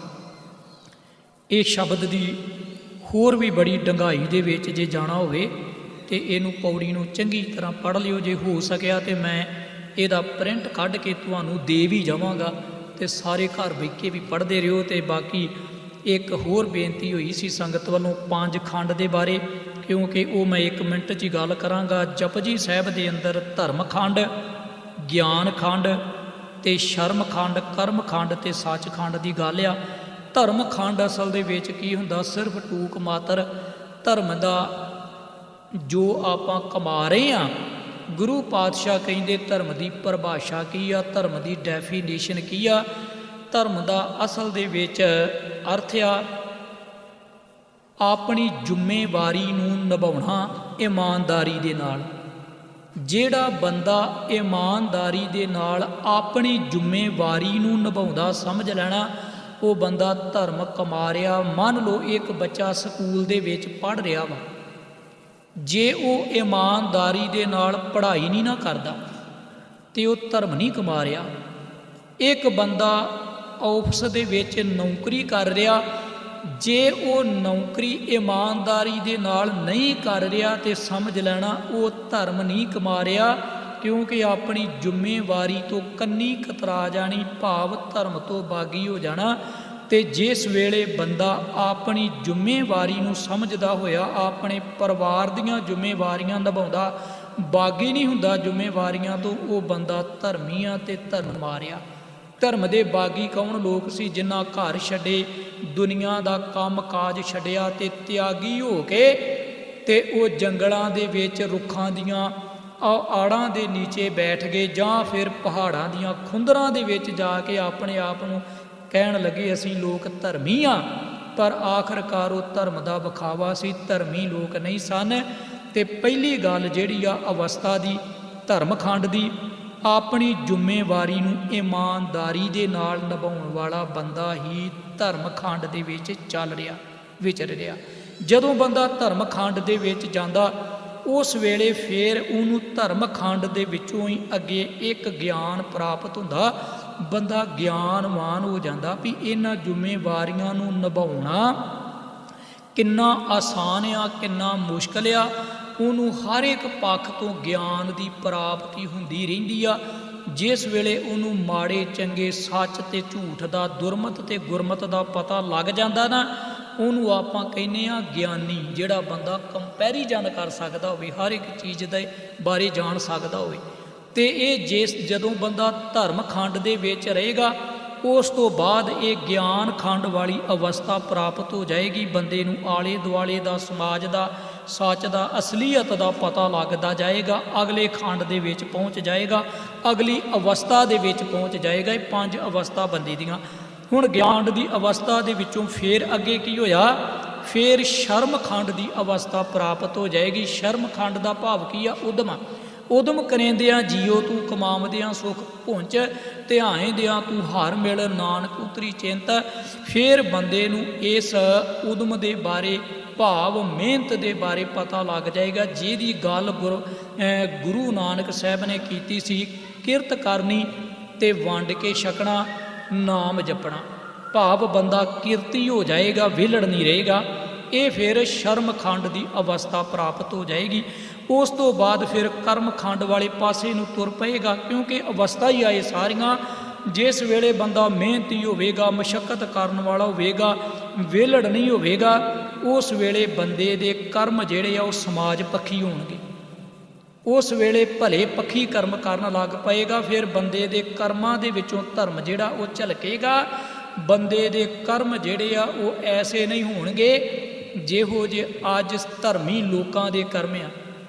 ਹੁਣ ਧਰਮੀ ਲੋਕਾਂ ਦੇ ਕਰਮ ਇਹ ਧਰਮ ਵਾਲੇ ਤਾਂ ਨਹੀਂ ਨਾ, ਕਿਉਂਕਿ ਧਰਮ ਤੋਂ ਉਹ ਬਾਗੀ ਹੋ ਗਏ ਤੇ ਉਹਨਾਂ ਦੇ ਕਰਮ ਵੀ ਸਮਾਜ ਬਾਗੀ ਹੋ ਗਈ। ਜਦੋਂ ਬੰਦਾ ਧਰਮ ਤੋਂ ਬਾਗੀ ਆ ਤੇ ਕਰਮ ਤਾਂ ਨਹੀਂ ਧਰਮ ਦੇ ਮੁਤਾਬਕ ਕਰ ਸਕਦਾ। ਗੁਰੂ ਪਾਤਸ਼ਾਹ ਕਹਿੰਦੇ ਫਿਰ ਕਰਮ ਜਿਹੜੇ ਆ ਉਸ ਬੰਦੇ ਦੇ ਪਰਮਾਤਮਾ ਦੇ ਮੁਤਾਬਕ ਹੋ ਜਾਂਦੇ, ਗੁਰਬਾਣੀ ਦੇ ਮੁਤਾਬਕ ਚੱਲਦੇ ਆ। ਉਹ ਕਦੇ ਵੀ ਐਸੇ ਕਰਮ ਨਹੀਂ ਕਰਦਾ ਜਿਹਦੇ ਨਾਲ ਉਹਦੇ ਸਮਾਜ ਨੂੰ, ਉਹਦੇ ਪਰਿਵਾਰ ਨੂੰ ਕੋਈ ਤਕਲੀਫ, ਕੋਈ ਦੁੱਖ ਝੱਲਣਾ ਪਵੇ। ਤੇ ਉਸ ਤੋਂ ਬਾਅਦ ਫਿਰ ਸੱਚਖੰਡ ਵਾਲੀ ਅਵਸਥਾ ਪ੍ਰਾਪਤ ਹੋ ਜਾਂਦੀ ਆ ਬੰਦੇ ਨੂੰ। ਇੱਥੇ ਆ ਕੇ ਆਦਮੀ ਫਿਰ ਬਿਲਕੁਲ ਸੰਤੁਸ਼ਟ ਹੋ ਜਾਂਦਾ, ਸੰਤੁਸ਼ਟ, ਕਿਉਂਕਿ ਉਸ ਬੰਦੇ ਦੇ ਅੰਦਰ ਕੋਈ ਹਿਲ ਜੁਲੀ ਨਹੀਂ ਰਹਿੰਦੀ। ਕੋਈ ਉਸ ਬੰਦੇ ਦੇ ਅੰਦਰ ਇਹੋ ਜਿਹੀ ਅਵਸਥਾ ਨਹੀਂ ਪ੍ਰਾਪਤ ਹੁੰਦੀ ਜਿਹੜੀ ਡਾਵਾਂ ਡੋਲਤਾ ਵਾਲੀ ਹੋਵੇ। ਬੰਦਾ ਡਾਵਾਂ ਡੋਲਤਾ ਤੋਂ ਬਾਹਰ ਹੋ ਜਾਂਦਾ, ਫਿਰ ਟਿਕਾ ਵਾਲੀ ਅਵਸਥਾ ਪ੍ਰਾਪਤ ਹੋ ਜਾਂਦੀ ਆ। ਇਹ ਕੋਈ ਉੱਪਰਲੇ ਸੱਚਖੰਡ ਦੀ ਗੱਲ ਨਹੀਂ ਜਿਹਦੇ ਬਾਰੇ ਆਪਾਂ ਸੋਚ ਲੈਂਦੇ ਆ ਵੀ ਬੰਦਾ ਇੱਥੇ ਕਰਮ ਕਰੂ ਤੇ ਮੁੜ ਕੇ ਬਾਅਦ ਦੇ ਵਿੱਚ ਮਹਾਰਾਜ ਨੇ ਸ਼ਾਇਦ ਕੋਈ ਇਹੋ ਜਿਹਾ ਥਾਂ ਬਣਾ ਕੇ ਰੱਖਿਆ ਜਿੱਥੇ ਬੰਦੇ ਨੇ ਚਲੇ ਜਾਣਾ। ਅਸਲ ਦੇ ਵਿੱਚ ਸੱਚਖੰਡ ਇੱਕ ਅਵਸਥਾ ਹੀ ਆ ਜਿੱਥੇ ਬੰਦੇ ਦਾ ਜਾ ਕੇ ਮਨ ਟਿਕ ਜਾਂਦਾ, ਜਿੱਥੇ ਗੁਰੂ ਸਾਹਿਬ ਕਹਿੰਦੇ ਆਨੰਦ ਭਿਆ ਮੇਰੀ ਮਾਈ ਸਤਿਗੁਰੂ ਮੈਂ ਪਾਇਆ। ਆਓ ਗੁਰੂ ਕਿਰਪਾ ਕਰੇ ਸਾਨੂੰ ਸੱਚ ਸੁਣਨ ਦੀ ਆਦਤ ਜਿਹੜੀ ਉਹ ਬਣ ਜਾਵੇ। ਗੁਰਬਾਣੀ ਦੇ ਵਿੱਚ ਗੁਰੂ ਪਾਤਸ਼ਾਹ ਕਹਿੰਦੇ ਜਿਨ ਕੇ ਚਿੱਤ ਕਠੋਰ ਹੈ ਸੇ ਬਹਿ ਨ ਸਤਿਗੁਰ ਪਾਸ। ਉਥੇ ਸੱਚ ਵਰਤਦਾ ਕੂੜਿਆਰਾਂ ਚਿੱਤ ਉਦਾਸ। ਕਿਉਂਕਿ ਜਿਹੜੇ ਕੂੜ ਲੋਕ ਆ ਜਿੱਥੇ ਸੱਚ ਵਰਤਦਾ ਉੱਥੇ ਜਾ ਕੇ ਉਹ ਬਹਿੰਦੇ ਨਹੀਂ। ਕੂੜਿਆਰੀ ਜਾਏ ਰਲੇ ਸਚਿਆਰ ਸਿੱਖ ਬੈਠੇ ਸਤਿਗੁਰ ਪਾਸ। ਹੋਈਆਂ ਭੁੱਲਾਂ ਦੀ ਖਿਮਾ ਤੇ ਸਮਾਂ ਮੈਂ ਕਾਫੀ ਲੈ ਲਿਆ, ਇਸ ਕਰਕੇ ਮੈਂ ਮਾਫੀ ਚਾਹੁੰਦਾ ਸਮੂਹ ਸੰਗਤਾਂ ਦੇ ਕੋਲੋਂ। ਤੇ ਅਖੀਰਲਾ ਜਿਹੜਾ ਐਤਵਾਰ ਉਸ ਦਿਨ ਹਾਜ਼ਰੀ ਜਿਹੜੀ ਆ ਉਹ ਅਮਰੀਕ